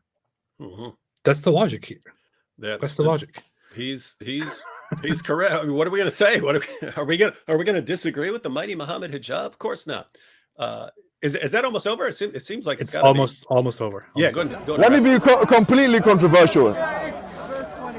Wait, that wasn't you being completely controversial. And now let me talk about something controversial. Yeah, now let's deliver the final blow. This will be horrible. Yeah. Let's do it. Let's do it, Campbell. One more. I will tell you something. You got to remember one thing. The mainstream Islam that is understood and interpreted by Muslims is translated using Sahih Bukhari hadith. Okay. So people study the Quran to support the narrative. Okay. In actual fact, they should study the Quran to So Campbell, thank you for that discussion, for that point. It's a good point. Yeah. Maghrib. It's time to pray Maghrib. Now the question is this: do you want to join us? I'm gonna go pray Maghrib, okay? It's good talking to you. Likewise, Yeah? I enjoy talking to you. I'll talk to you later on. Yeah. Inshallah. Hey, That's it. Hey, you know what's crazy? He was about to give a third point, and he said, and now he was going to get controversial. Did you catch that? And then someone told him, no, we got to go. Isn't that crazy? He was about to say something worse. I wonder what that was going to be. We should message him. Hey, what was your third point going to be? We really want to know. Yeah, I messaged with him before. I messaged with him sometimes on Twitter. He reads my messages. Sometimes he responds. Lately, he doesn't respond anymore because I asked him how in the world are you defending Andrew Tate, and then he stopped responding. So he probably stopped responding because he's too busy fanboying for Andrew Tate, right? Probably running interference. Probably. Oh yeah, I should ask him. Oh, hey, can you tell me what that point was that you wanted to deliver? What's that third point? Yeah, we do need to check out that hadith, because so we've heard what you can do according to the Quran, according to Muhammad Hijab, but we need to understand what it's like for if you actually do follow the hadith. What are the limitations from the hadith? And so we have you got Sahih al-Bukhari in there? I do. Let me pull it up right now here. Yeah. All right, let's go over here. Sahih Bukhari. You mean the one with green clothes? Yeah. Yeah. Got it right here. So this is a gold mine right here. So according to this hadith, this report about Muhammad and his companions, it says, narrated by Ikrimah, Rifah divorced his wife, whereupon Abdurrahman bin Zubair al-Qurazi married her. Aisha said that the lady came wearing a green veil and complained to Aisha, of her husband, and showed her a green spot on her skin caused by beating. It was the habit of ladies to support each other. So when Allah's messenger, peace be upon him, came, Aisha said, I have not seen any woman suffering as much as the believing women. Isn't that interesting? Aisha, the mother of the faithful, who learned Islam literally at the feet of Muhammad himself, said after seeing the impact Islam was having on women, Aisha was around pagans, she was around Jewish women, she was around various types of women, and she could say, after seeing what Islam did, she could say that Muslim women were treated worse than pagan women. Yeah. Let's repeat this. It was the habit of ladies to support each other. So when Allah's messenger came, Aisha said, I have not seen any woman suffering as much as the believing women. Look, her skin is greener than her clothes. Yep. Her skin is greener than her clothes. Can you imagine that? Her skin was, she's got a green veil on, and Aisha says her skin's greener. Her skin's even greener. Yeah. When Abdurrahman heard that his wife had gone to the Prophet, he came with his 2 sons from another wife. She said, by Allah, I have done no wrong to him, but he is impotent and is as useless to me as this, holding and showing the fringe of her garment. So she's sitting there with, like, look, he's as useless to me as like this. This is him. This is my husband. Can't do anything with that. Abdurrahman said, by Allah, O Allah's messenger, she has told a lie. I am very strong and can satisfy her, but she is disobedient and wants to go back to Rifah. Allah's messenger said to her, if that is your intention, then know that it is unlawful for you to remarry Rifah unless Abdurrahman has had sexual intercourse with you. So yeah, first he has to have sex with you, and then you can possibly. I mean, by the way, notice how messed up this is, right? So if anyone's new to this, in Islam, if you divorce a man and then marry another guy, you can't go back to the former guy without having sex with the new guy first. But look at what she's saying. She's saying he's impotent. I can't have sex with him. I can't have sex with this guy who beats me until my skin turns green. And Muhammad says, well, if you really just want to go back to Rifah, then you can't, because you can't go back to Rifah unless you had sex with your new husband. And according to you, he's impotent. So too bad, you can't go back to Rifah. Just sit around getting beat by this guy who beats you until your skin turns green. Sorry. If you're serious about him being impotent, you're stuck. You can't go back to Rifah. Isn't that nuts? Then the Prophet saw 2 boys with Abdurrahman and asked him, are these your sons? On that, Abdurrahman said, yes. The Prophet said, you claim what you claim, that he is impotent, but by Allah, these boys resemble him as a crow resembles a crow. So it's very interesting to just deconceptualize and to imagine the situation where a woman comes in complaining, very upset, scared, that her skin is bruised green. According to Aisha, Aisha is there when the woman comes in, when the woman complains that her husband is beating her. Aisha, who is the mother of the believers, the most trusted source of hadiths, the beloved child bride of Muhammad, says, I have not seen, says, oh Allah's messenger, I have not seen any woman who suffers more than the believing women. This woman is being beaten brutally. Her husband is beating the hell out of her. And Muhammad's response is, well, why? He says that you want to go back to your ex-wife. Well, you have to have sex with him. That's his response. That's Muhammad's response to the situation. Brilliant stuff. So notice, why did we bring this up? Muhammad had no problem with this man beating his wife until her skin turned green. His concern was, well, who's right here? And he's siding with the man, saying, hey, you're saying he's impotent, but look, he's got sons from a different wife, and therefore you're wrong. Now, of course, this assumes that a person can't become impotent. Yeah. Like you can't go through life and then become impotent. But she's saying he's impotent. He's saying he's not. It's a disagreement. But Muhammad is, notice what Muhammad is saying, because this is evil, but brilliant. It's, hey, you're saying he's impotent. If you stick with that claim, then you can't go back to your previous husband, because you can't have sex with this guy, which means you can't go back to your previous husband. So if you're telling the truth, too bad, get used to a beating. But if you're wrong, if you're lying and he's telling the truth and he's not impotent, then you deserve to be beaten. Like, what are you complaining about? You're talking trash about your husband, talking about him being impotent. You're walking around saying he's impotent.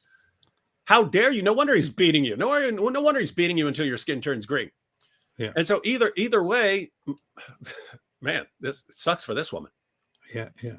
That's I wonder why he needs to be potent to get over with the sexual interaction. I mean, different groups around the world have found different solutions to that, like the Mormons. Anyway, so we wanted to talk about different hadith as well related to this issue.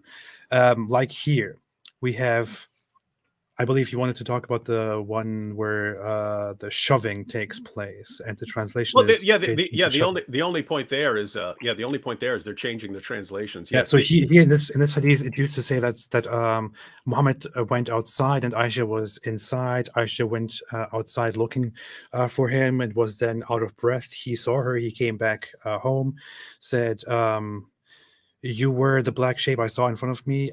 I said yes. She said he gave me a shove in the chest that hurt me. This used to say he hit me in my chest, which caused me pain. Yeah, he struck me in the chest, which caused me pain.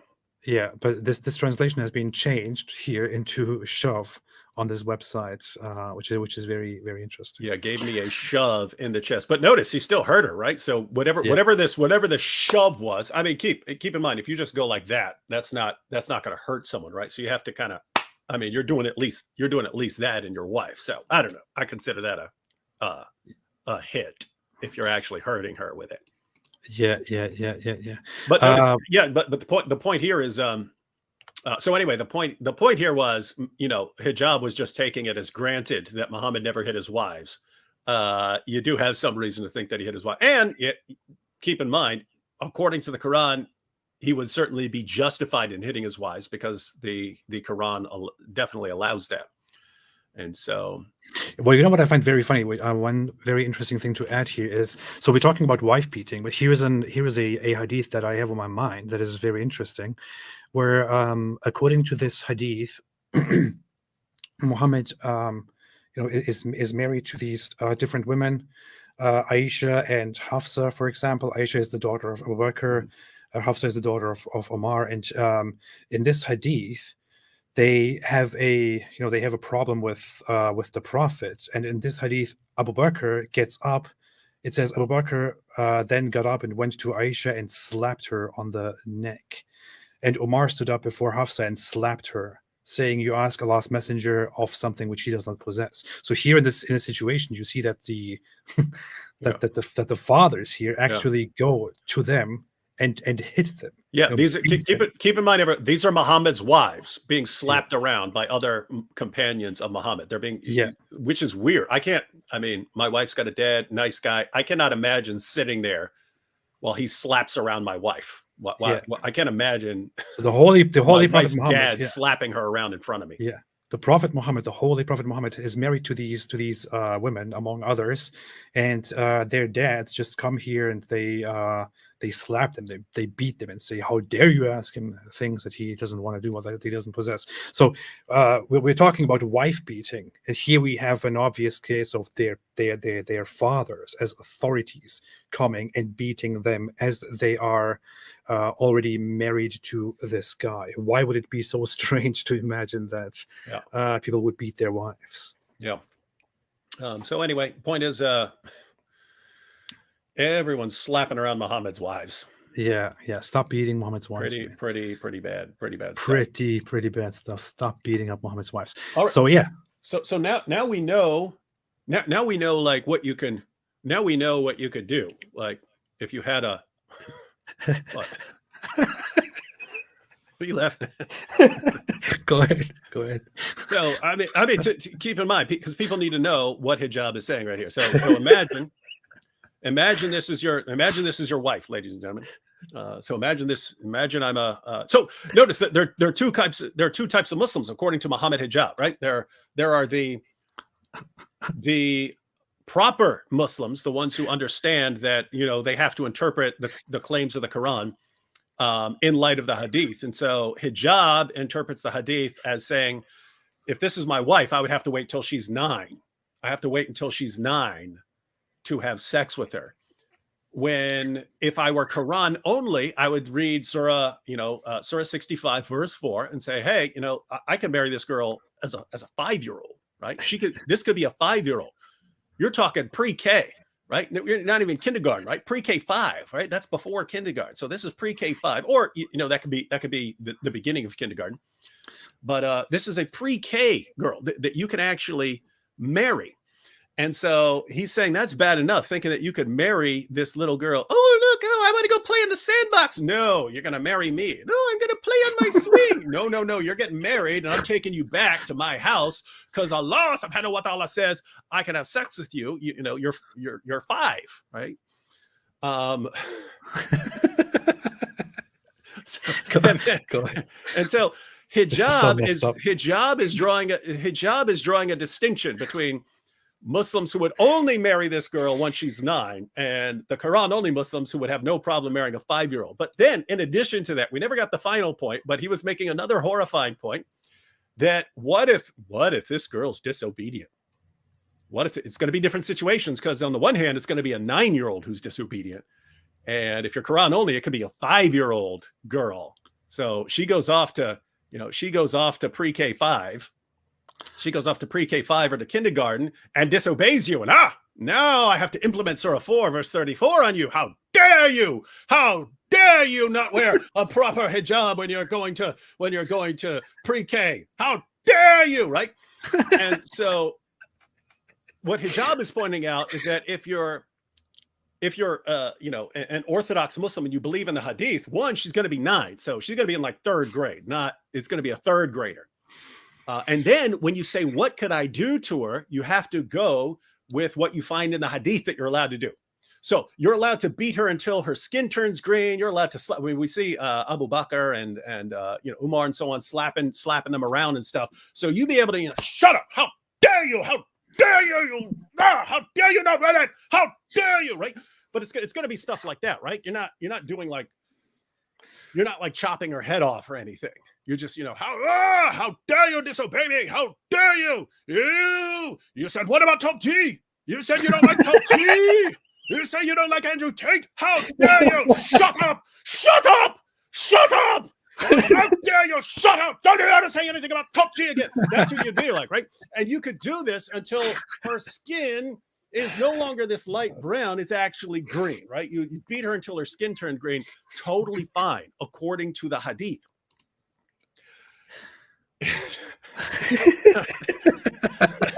So that's Orthodox Islam. You can beat her until her skin turns green. That's what hijab is defending.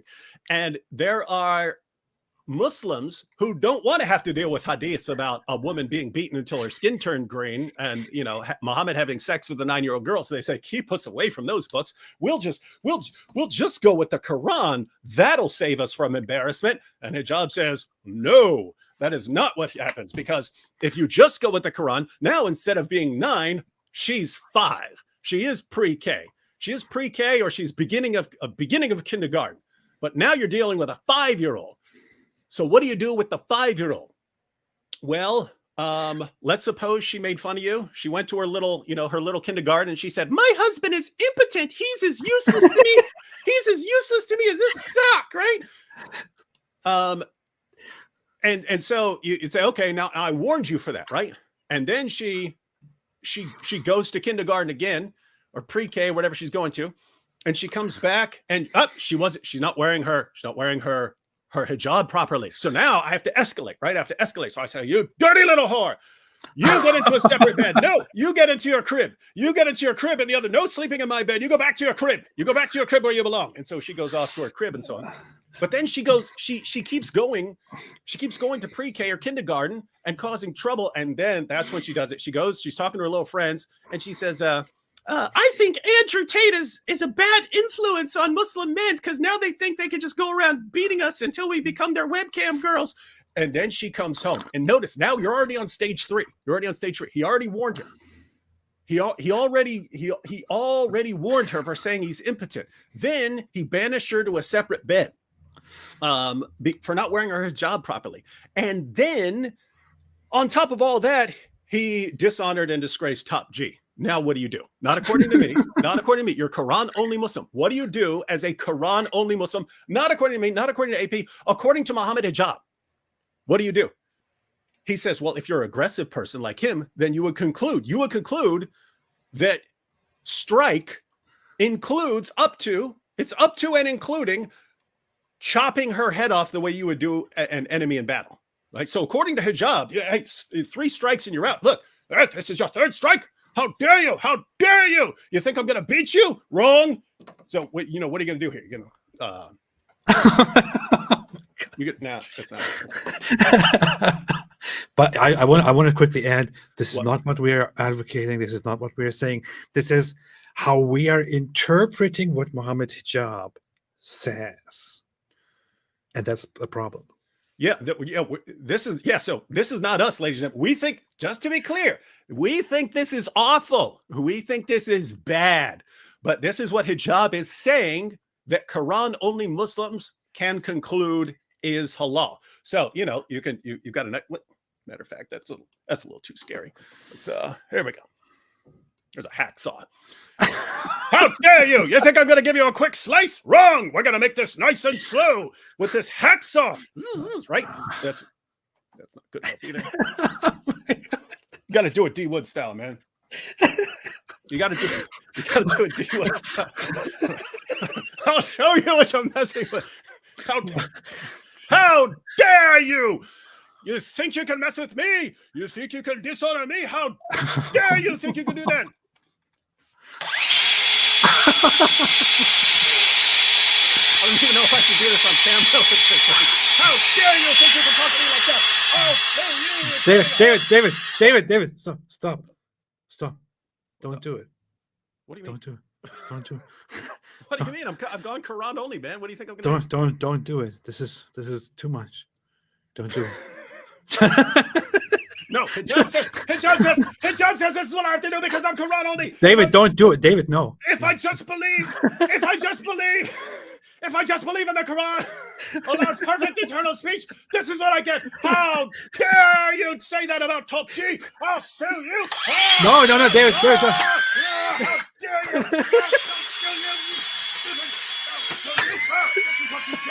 This is what you get. How dare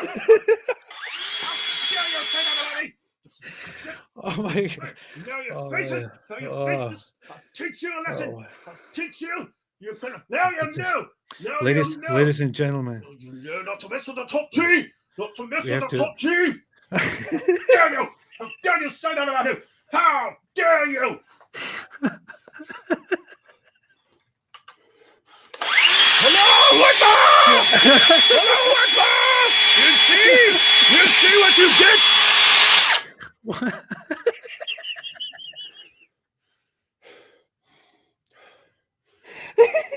I'm gonna hang this up in the nursery school. what is on your face? It's bear blood. And now all your other wives, all my other wives will know. And this will be a warning to all you other girls. How is this real? Top G! Top G! What? What? Right. Oh, Hang this up boy. right here. Now you know. Now you know. Oh boy. All This, right. this will probably get taken down. Hey, by the way, you know what's funny? Wait, what in the world just happened? Hey, you know what's funny? Like, we've got all these guys praying that like we die and we get diseases. You remember that? They were like Ali Dawa was calling for Muslims to pray for us to die and get sick and stuff. But like, yeah. I mean, I've got my tools sitting around. Like I always tie up the safeties. There's a safety on here. I've got it tied off, so there's not the safety. But I mean, all the stupid stuff I do with it. Like, I really like feel like I could like sort of shave gently with this. But anyway. Wait, David, what is on your face? Seriously, what's on your face? It's bear blood. Oh no, I didn't accidentally kill myself. I got some fake blood. What did you put on your face? Oh, wait. Hey, here you go. Ready? What? Here we go.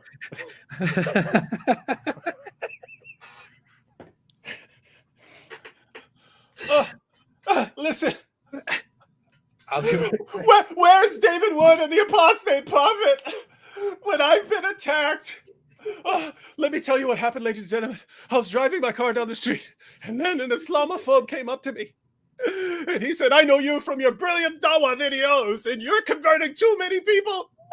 And so, look at what he did to me. He stabbed me. And where are David Wood and the apostate prophet?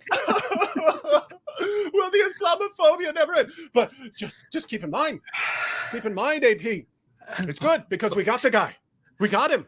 The cops got him. Yes, I gave them the information and they got the video, and this guy's already in jail. He's already in jail. Andrew Tate saw him while he was locked up. Yeah. Anyway. Yeah, wonderful conclusion. Wow. This just happened. The Islamophobes got me.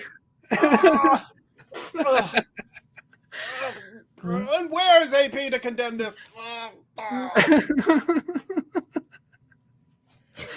Wow, man. What a religion, man. These are the champions of Dawa. These are the champions of Dawa, man. So what happened here tonight is a coming together of a real world and an unimaginable weird universe, which was introduced to us by a gentleman by the name of Mohammed Hijab. We are merely here to witness it come to life in the form of David Wood, who has some strange blood-like thing on his face. It's fake blood. And this is like, notice it's more realistic than what we saw on Sheikh Uthman, right? That's true. This looks more like real blood than That's what was smeared on his thawb, I guess. That is I don't know what to say. I'm totally I'm out of. I'm looking at this like, man, I gotta. Oh boy. You see? You see what you get? You see what you get when you mess with the haq and the hikmah. We've got the haq. We've got the haq and the hikmah. We've got the haq and the hikmah. This is what you get. This is what you get. I wonder if Mohammed Hijab is watching this live again. And... Don't mess with the haq and the hikmah. Oh boy. Oh boy. Oh boy. This happened. This is a perfect video, a perfect illustration of exactly what the Quran says, according to Mohammed Hijab. I think people should take this. And... Yeah, notice apart from the minor reenactment where this is what he said, this is all what he was saying, right, ladies and gentlemen? What is that us saying that if you just read the Quran, you think you could do this to your what? That was Mohammed Hijab, one of the greatest da'is, if not the greatest da'i of our generation, saying this is what you get if you just read the Quran. And that's why you need him to interpret things for you. Wow. Okay, I now need to make sure that this live stream will stay safe. And maybe I need to add I need to add some more warnings as to. You could put a warning. You could put a warning in the title and in the description box. But there's nothing here that violates. I mean, this at the end of the day, this is us. This is us. Content. This is us. I mean, think. That was a hijab, a Muhammad hijab video. That's fine. We criticize it, and then we're the ones in danger, not the guy who's saying, you just read the Quran, you're thinking of marry a 5-year-old and chop her head off. Omar Al-Qarni said, if you want him to see, actually invite him. I would love to invite Mohammed Hijab if he actually joined this this channel in a live stream. I don't think he would. I actually haven't done that before. We only challenged each other and then he backed out. Maybe I should invite him. Just totally straightforward here. Mohammed Hijab, if you'd like to explain more about the problems of Quran-only Islam, you're welcome anytime to join us right here. Matter of fact, you just say what Quran-only Islam entails, I'll reenact it. I'll do the reenactments for you. I bet he would love that. If you want to explain more about the dangers of reading the Quran, please join us and join us live so we can discuss and talk about it together. David, are you still in the mood to read a few super chats here? Sure.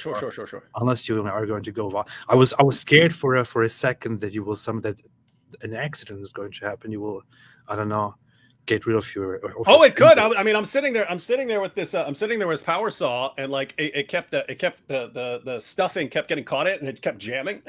Oh, so, could have taken some fingers off, but hey, these are the risks I take. It would have been good for videos. It would have been good for the live stream. It would have been good for the views. Muslims would have loved that. Yeah. Islamophobe loses 3 fingers in making fun of Muhammad. Yeah. It would be a good stream. I don't know. Yeah, but I was saying worth it. Yeah, it would be worth it. SGT485 says, where was Allah before the Korah? It seems that he doesn't make any effort to reach humanity. What is the Muslim explanation for this? Before the Quran, I bet you mean.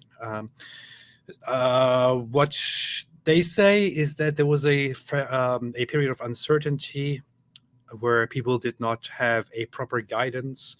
But what the Quran actually says is that the Jews and the Christians had their scripture, which they were just supposed to follow, and they were supposed to follow that scripture even after the Quran initially came to them.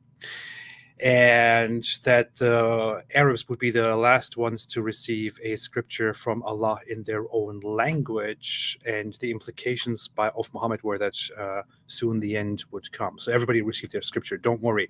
And lots of prophets, according to Muhammad, were sent. What are you doing? With the stare that you just gave. Lots of prophets were, like thousands of prophets were sent to all humanity long before, but somehow none of them left any trace. They all failed because they were all a bunch of losers with a terrible plan. But that is the interpretation here. There's your thumbnail. Wait. Let's do this solo layout here. Now do it again. Oh, what's the thumbnail?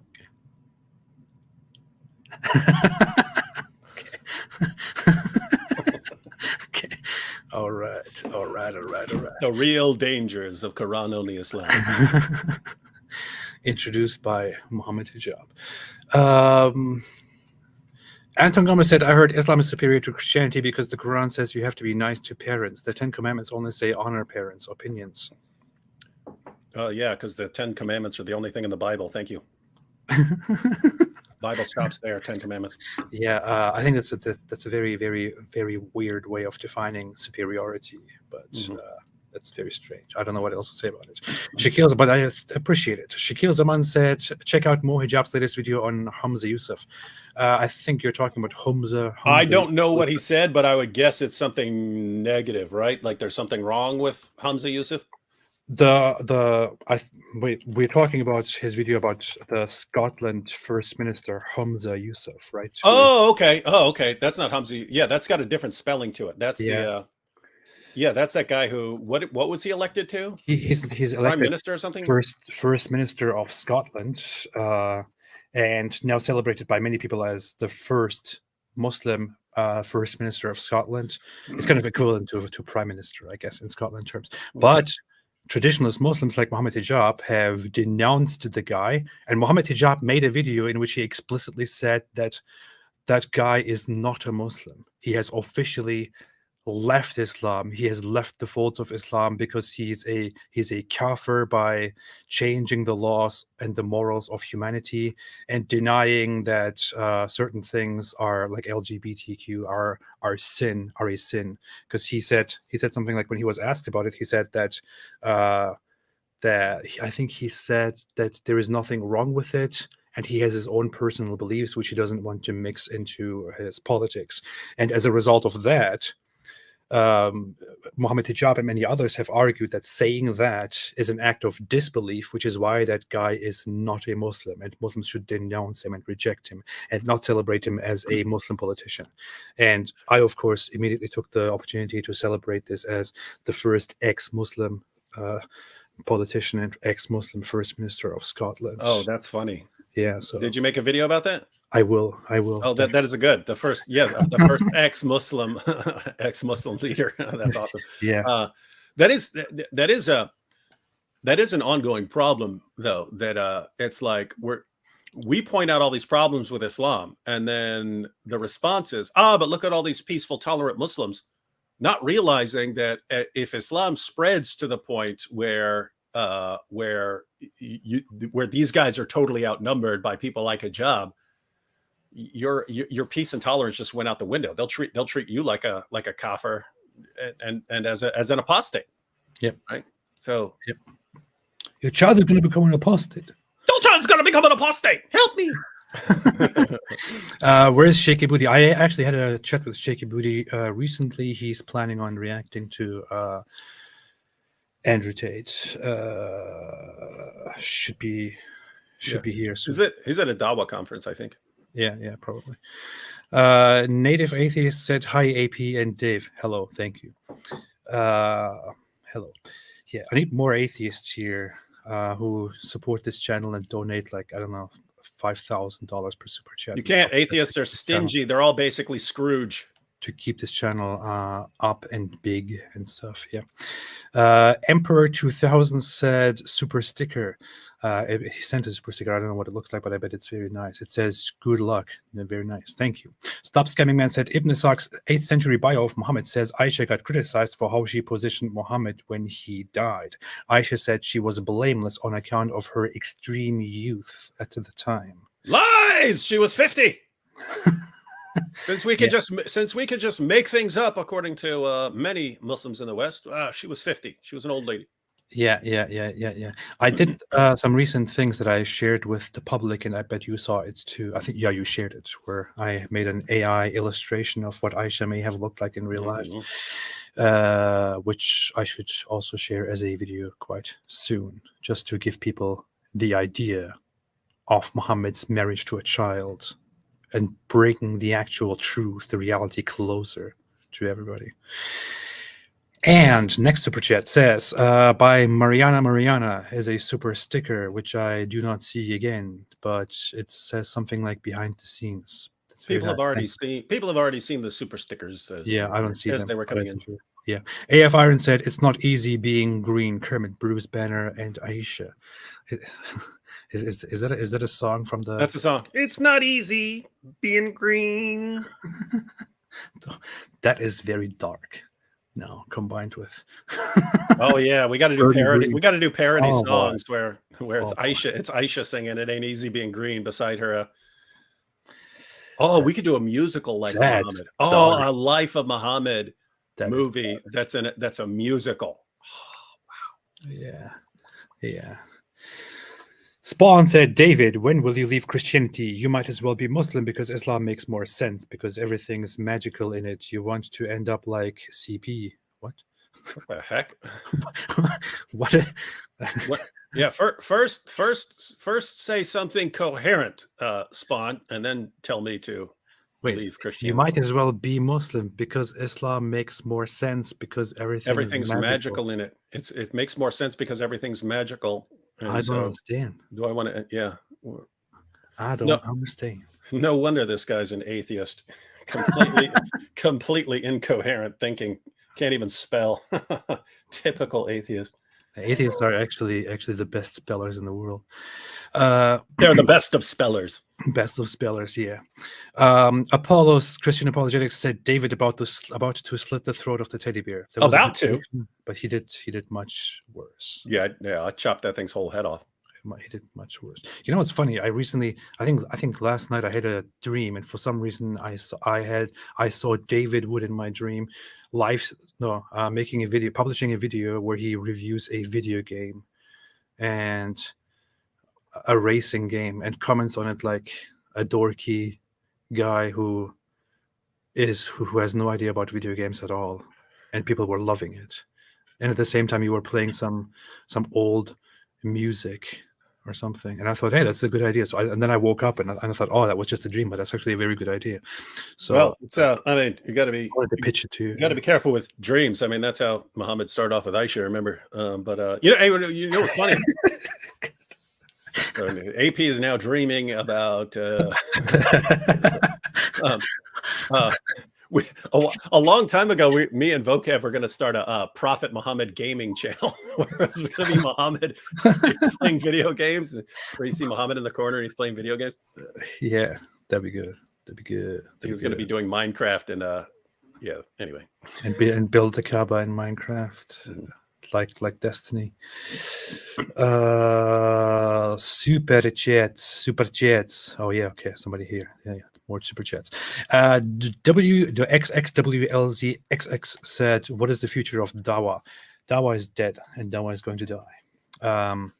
By that, I'm referring to not a person, for those who do not see the context here, but to Dawa as an activity of inviting people to Islam.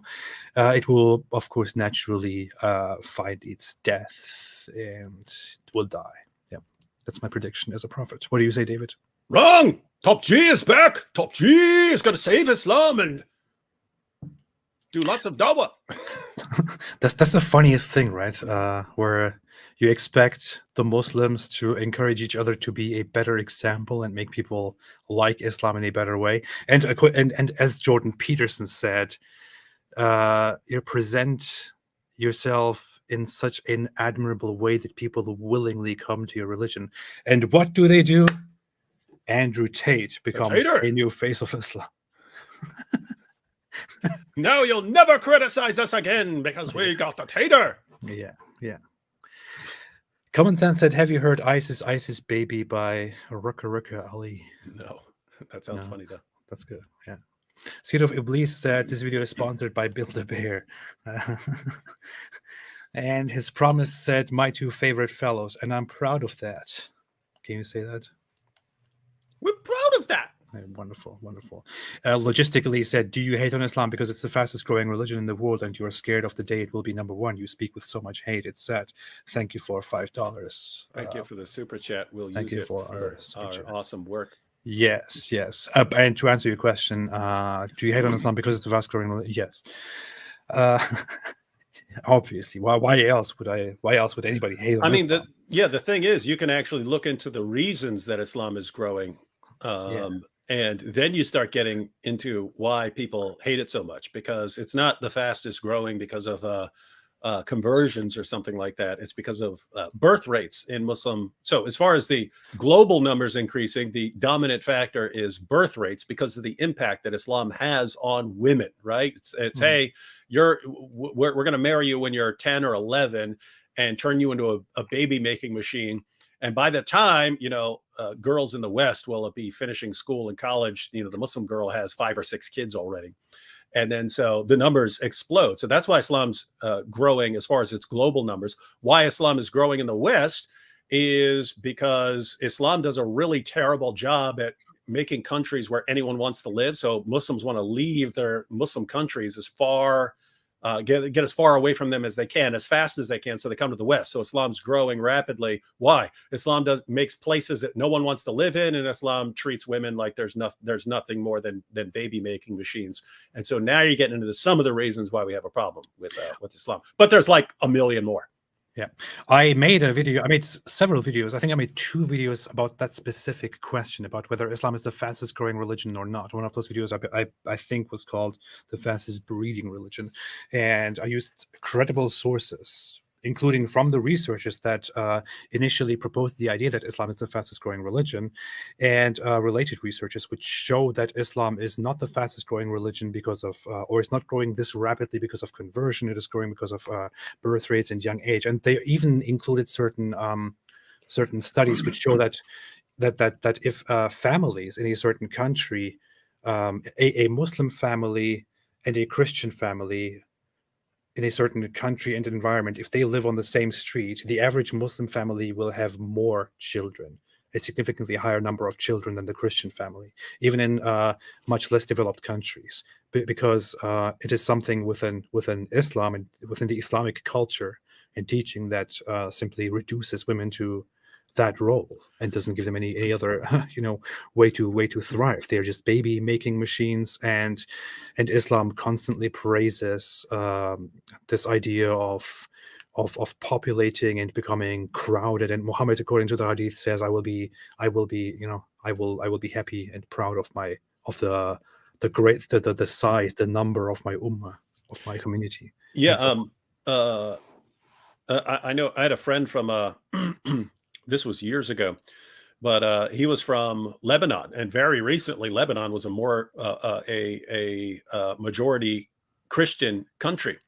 mhm. And now it's Muslim majority. And I was like, hey, what happened there? He goes, Christians were focused on having a couple of kids and making sure their kids got good educations and good jobs and had good careers and stuff like that. And he says Muslims were just having babies. And then that's how you take over an entire country. Interesting stuff. Yeah. And I talked about other things before, like I don't know. I lived in Turkey. I have been to some other Muslim countries. The culture. The culture of you know the ideas that people have about living in their own countries versus living in non-Islamic countries. I mean, I can just give an example of Turkey, which is not even as backward and underdeveloped and unbearable as many other Muslim countries. And in Turkey, I'm not exaggerating. If you went to a town square in the average Turkish city and said, I have free passports, free visas to Europe, grab this and you can travel to Europe and you can live there, there would be a stampede. People would trample each other to get a visa, to get a permission to leave that country and to go to Europe, because people love it. People love the West. People want to come to the West because their own countries are not very bearable, are not very good, not very fruitful. That's why there are so many people who flock to the West. Nabil told me, this is when he was still a Muslim. He took a trip to Pakistan, and he told me when he got back, he said people were offering to buy his passport from him. But he said they were offering like tens of thousands of American dollars. Mm-hmm. Just give your passport, then you'll go to the embassy and say you lost your passport and stuff like that. But after we've already used your passport and stuff. And it's Yeah. That is it. Some people are asking what is with David Wood's face. You're gonna have to go back and watch it. Yeah, you're gonna have to go back and watch it. David did some terrible things to his face. Have you heard of this and this? Almost died. Oh, here. Christian Apollos said, almost died from 2000 and died from 2019 stroke, and wanted my last moments to see David eat Surah Al-Fatiha next time on real deathbed. This moment will be it instead. Oh, okay. Yeah, almost died died from a stroke in 2019, and wanted my last moments to see David eat. Okay, yeah. Next wish, the next time in your deathbed could be this. That's good. That's solid. Mhm. That's solid. Where's your Bugatti boy? I don't know why I marked this comment. Love. They've already given you the correct pronunciation. It's Bugatti. Bugatti. Bugatti. Oh, David. I'm saying David. Andrew Tate was released from detention, which, however, does not mean, contrary to what some people think, because they don't even follow the news properly surrounding their heroes, which does not mean that the case against him has been dropped. It just means that his location changed. He's no longer in detention in a cell. He's now under house arrest, and everything else, the investigation still continues against him by the Department of Terrorism and Organized Crime.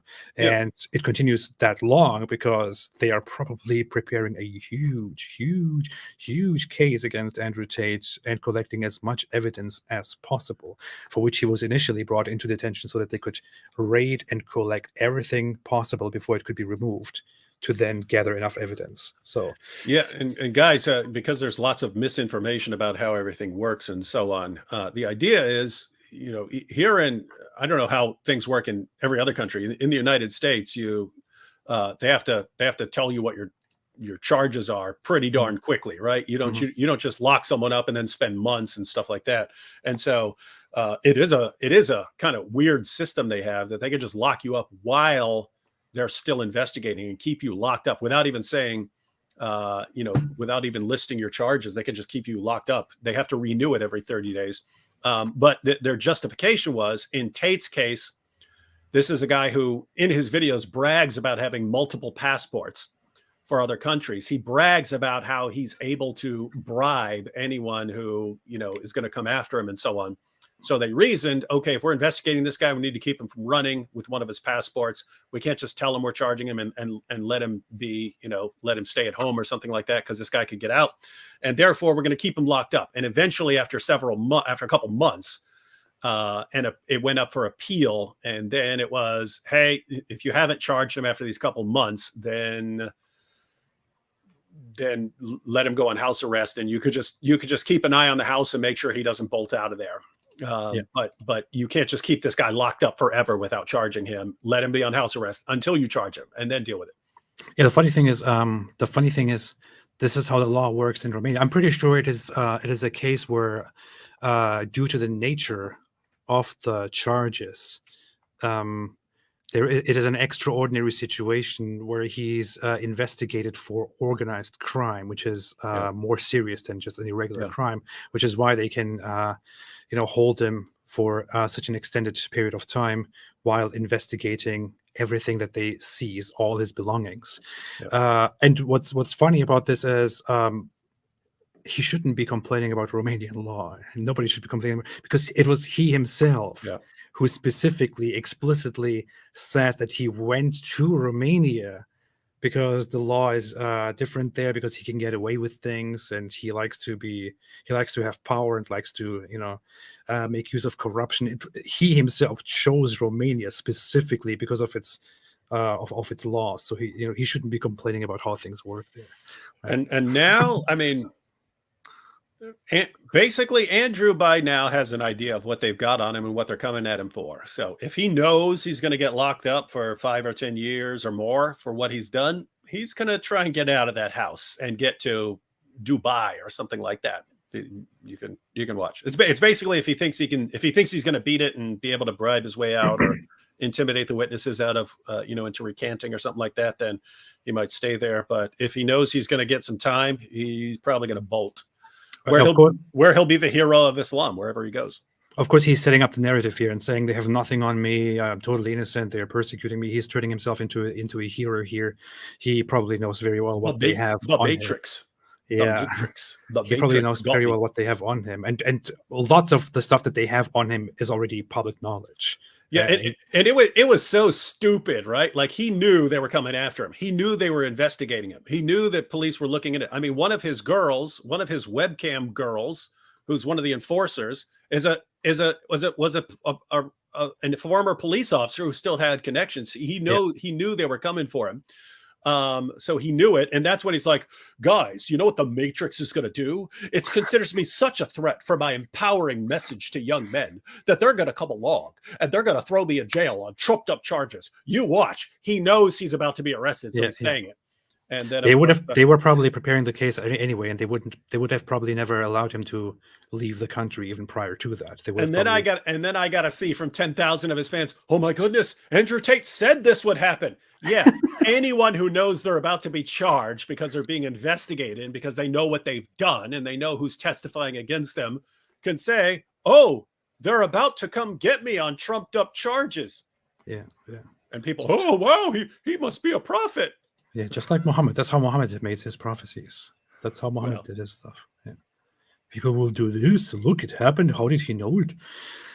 But anyway, I'm very excited to see everything that will result and everything that will be brought against him in terms of actual charges soon. But just from the fact that he was detained without charges for so long while we got news of all his belongings and his work stuff and everything was seized, you can probably assume that they weren't just sitting there and thinking, let's just let this guy sit in here and not do anything. They were probably, and they probably still are, preparing a very huge case of organized crime against him. Yeah, and it's a situation where they know, hey, the people who testify against him are webcam girls. It's going to be easy for the defense attorneys to point at them and saying, they're just angry at him for, because they got old and stuff like that. And now they're angry that they're not, and that's why they're coming after him, or he did this or something like that. And that's why they're lying. So it's a situation they know the defense is going to just try to discredit all the witnesses. And so they're probably making sure their case is as airtight as possible before going after him. With that said, if he actually hasn't done what he's being accused of and the things he said in his videos, my goodness, it's going to be awesome if he walks, because again, if he's done the stuff, you gotta face the music. If he actually hasn't done this stuff, this would be one of the greatest days in the history of Dawah. If he is released and released from house arrest and gets to be the new champion of Islam, this dude will be more powerful, more epic than Hijab and Ali Dawah and Sheikh Uthman and Hakikashu and all these guys combined. This will be the golden age of making fun of Islam. You watch. But the funny thing is, if it turns out that he actually didn't do the things that he himself said he did do on camera, then and if he never walks, it will also turn out that he was just talking a bunch of nonsense and depicting himself in a very childish way as a tough top G, while not doing anything serious at all. Yeah, that's by the way, that's his defense in court. It's, hey, all the stuff I said in those videos, that's just me playing a character to dupe morons. Right, that's his defense in court. His defense in court is, all my fans are idiots who send me money because they think I'm doing all this stuff that I'm not actually doing. I'm sitting there minding my own business. Well, they are idiots. I mean, they are idiots. That's true. That's true, because the guy said very openly before, he openly, very clearly said to his audience and to others that his business, which made him rich and successful, consisted of luring these girls into becoming his porn actresses, and then talking to desperate, lonely men online and duping them and scamming them. Basically, he takes over, he chats with the guys, pretends to be the girls, sends them supposedly special messages just for them, which he also sends to everybody else, and tells them sob stories and basically scams them. It's a complete scam. That's what he says, literally. It's a complete scam. Then he goes out and is like, hey guys, by the way, I scammed all these people, such idiots, such morons. And by the way, if you want to learn how to be as successful and rich as me, sign up to my course, pay $50 a month, and you can be just as great as me. And people without a second thought are like, wow, yeah, amazing. Here are my $50. Take it. Take my $50. Teach me your ways. The guy who just told to you explicitly that his greatest achievement is scamming people. And then, hey guys, I need a backup plan because the law's coming after me. I need to be able to run to another country. And alhamdulillah, I'm a Muslim now. I'm taking this super serious. Wow. The guy has a pure heart. Now he's a Muslim. It's awesome. This is awesome. And of course, he's an honest man. What else could you expect? Anyway, WX said Islamic birth rates are rapidly declining, and some sources say apostasy is also increasing too. Worldwide Christianity is rapidly growing, especially Africa. Yeah, I would contest some of the numbers and statistics given here, but I would say it is generally known that progress decreases birth rates, and according to the research, Muslim societies are no exception to that. Yeah, as places modernize, then birth rates decline. Yeah, because all of a sudden families have more opportunities to send their kids to school and things like that, and so they don't end up having 15 kids. They end up having 2 or 3 kids. Yeah. It's called family planning becomes a thing when societies modernize, which means people start making reasonable decisions on how many children to have and how to allocate their resources. And the numbers that Muslims are pointing out, right? This didn't come from us. This comes from Muslims pointing out that about a quarter, and this was a few years ago, maybe more now, but about a quarter of young Muslims are leaving Islam. Yep. And so, and keep in mind that that's increasing. So there comes a point where the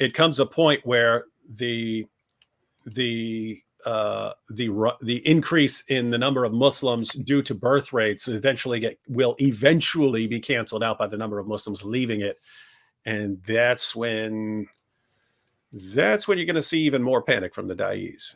Andrew Tate, I don't think he's going to save you. He is not. I also there's this guy. I quickly just want to show a bit of this guy. He made an interesting appeal.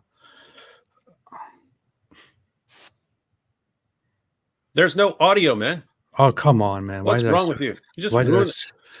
I ruined the Have you ever not ruined one of your own live streams? No. There we go. Assalamu alaikum. My heart is breaking. Oh, brothers and sisters, my soul is aching. Brothers and sisters, did you know that so many people are leaving Islam every day? Why would anybody leave such a beautiful religion? Why would they choose to become a sick disbeliever instead? A'udhu billah. Brothers and sisters, 100,000 Muslims are leaving Islam every single year. Over 100,000 Muslims leave Islam every single year. I'm telling you, this is serious stuff. This is not a joke. This is not a joke, brothers and sisters. Yes, we say that there are 1.6 billion Muslims in the world, and Islam is growing day by day. But the standard narrative has holes. And we are not proud of that. And we're not proud of that. Apostates are everywhere. They are among us. There are even people who memorize the Quran. There are copies of the Quran. The youth are full of doubts. Our youth are full of doubts. And we tell them, doubts? What doubts, man? Doubts? What doubts, man? Have some guts, be a man. Have some guts, be a man. But nobody is answering their questions. And nobody's answering their questions. We tell them to stop questioning and to stop being emotional, and we tell them to be a Chad. Be a Chad, you can do it, I believe in you. But instead, they choose to be bad. We've seen this happen, unfortunately. We've seen this happen to a lot of people. If it continues like this, your child is going to become an apostate. Your child is going to become an apostate. Imagine your child, the child that you are raising could end up with the disbelievers, with the kuffar, and go to hellfire. Hellfire will want to swallow them. Hellfire will roast them. Roast them. Toast them. Toast them. Break them. Break them. Shake them. Shake them. Hellfire will annihilate them. Will annihilate them. And the rest of us will be watching. We'll be watching. Brothers and sisters, we must act now. We must do something about this. And what you can do is to donate to our channel so that we can do something. May Allah keep us firm. Never let us go astray. May Allah keep our children firm. If we don't take constructive steps now, this is going to become an avalanche. It is going to become an avalanche. A tsunami. A tsunami. The apostates, they are everywhere. They don't make it public. They hide it. They are leading prayers. They are leading prayers, the Muslims. They are still living the life of a religious Muslim. and they are still leading that life while simultaneously declaring their apostasy. Brothers and sisters, if you feel as strongly about this as I do, then please donate to us and our cause. You can make a one-time donation or a monthly donation. Please be generous. Please give whatever you can so that we can take the responsibility and, alhamdulillah, spread apostasy. Donate now. Help now. You may even receive many gifts in heaven, in paradise, in Jannah. You can get a house next to me or next to some other very good-looking man. You have an opportunity right now. On this haram new year, you can do something halal and donate your money to us. So what are you waiting for? Donate now. Leave it to Sheikh Aboudi. Alhamdulillah. Assalamu alaikum wa rahmatullahi wa barakatuh. Yep. That was powerful. That was very powerful. That was powerful. I wanted to share this just to... But I didn't think I would show the whole thing. I just wanted to... No, you should play that. You should play that. You should play that every show. By the way, we always point out that Ali Dawah can never state something accurately. Everything has to be twisted. But like he couldn't even get that correct, right? It was 100,000 Muslims a year are leaving Islam. That was actually a Pew Research study in the United States. Oh yeah, 100,000 Muslims leaving Islam every year in the United States. That's not. You're not even talking about the rest of the world. So it's actually significantly worse. So everyone, you definitely want to support Sheikh Aboudi because it's worse than the Da'is let on. Absolutely. This was a very powerful message from Sheikh Aboudi, who is the best Islamic scholar out there, hands down. And when you combine those things, once we saw the powerful message about Quran only Islam from Muhammad hijab, and how you need to go to the hadith to find out, you just beat your wife until her skin turns green. You don't chop her head off. No. So anyway, the point is we've got this powerful message about Islam and what it really teaches. And now you have this appeal from Sheikh Aboudi. But yeah.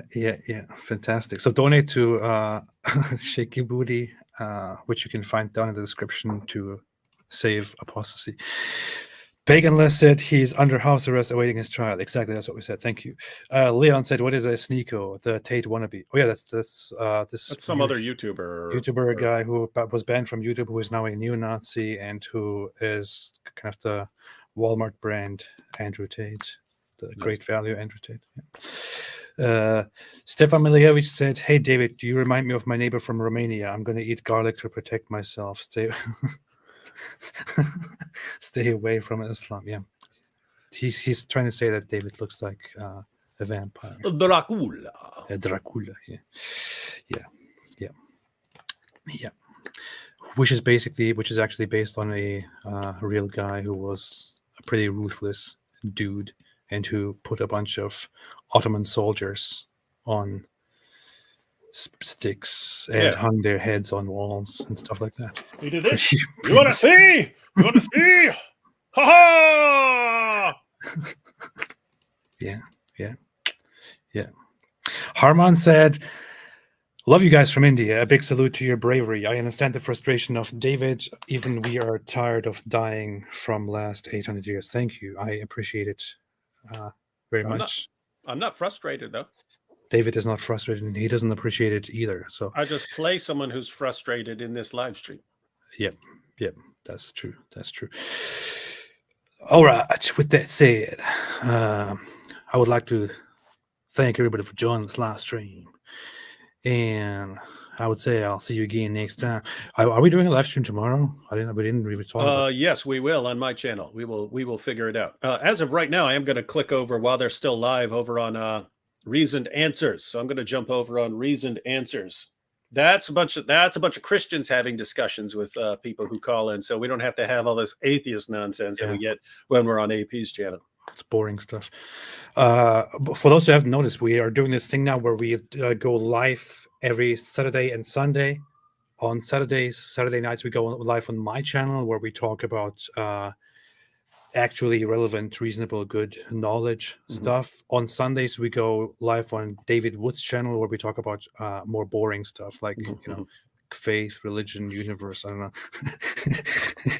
But this is what we are doing. We're plugging those things together, and we have been doing this almost consistently, and we will keep doing this. And you can join us tomorrow on David Wood's channel, and next week we will be here again one more time. With that said, is there anything else that you want to add, that you want to get off your chest, David? Nope. Just check out Reasoned Answers. That's where I will be. I'll probably go wash this. I was thinking I'd just click on it, but I'll probably wash the blood off real quick. But yeah, it should be over there in three or four minutes. Just join with the blood on your face. No, I'm gonna have to answer all kinds of questions and stuff.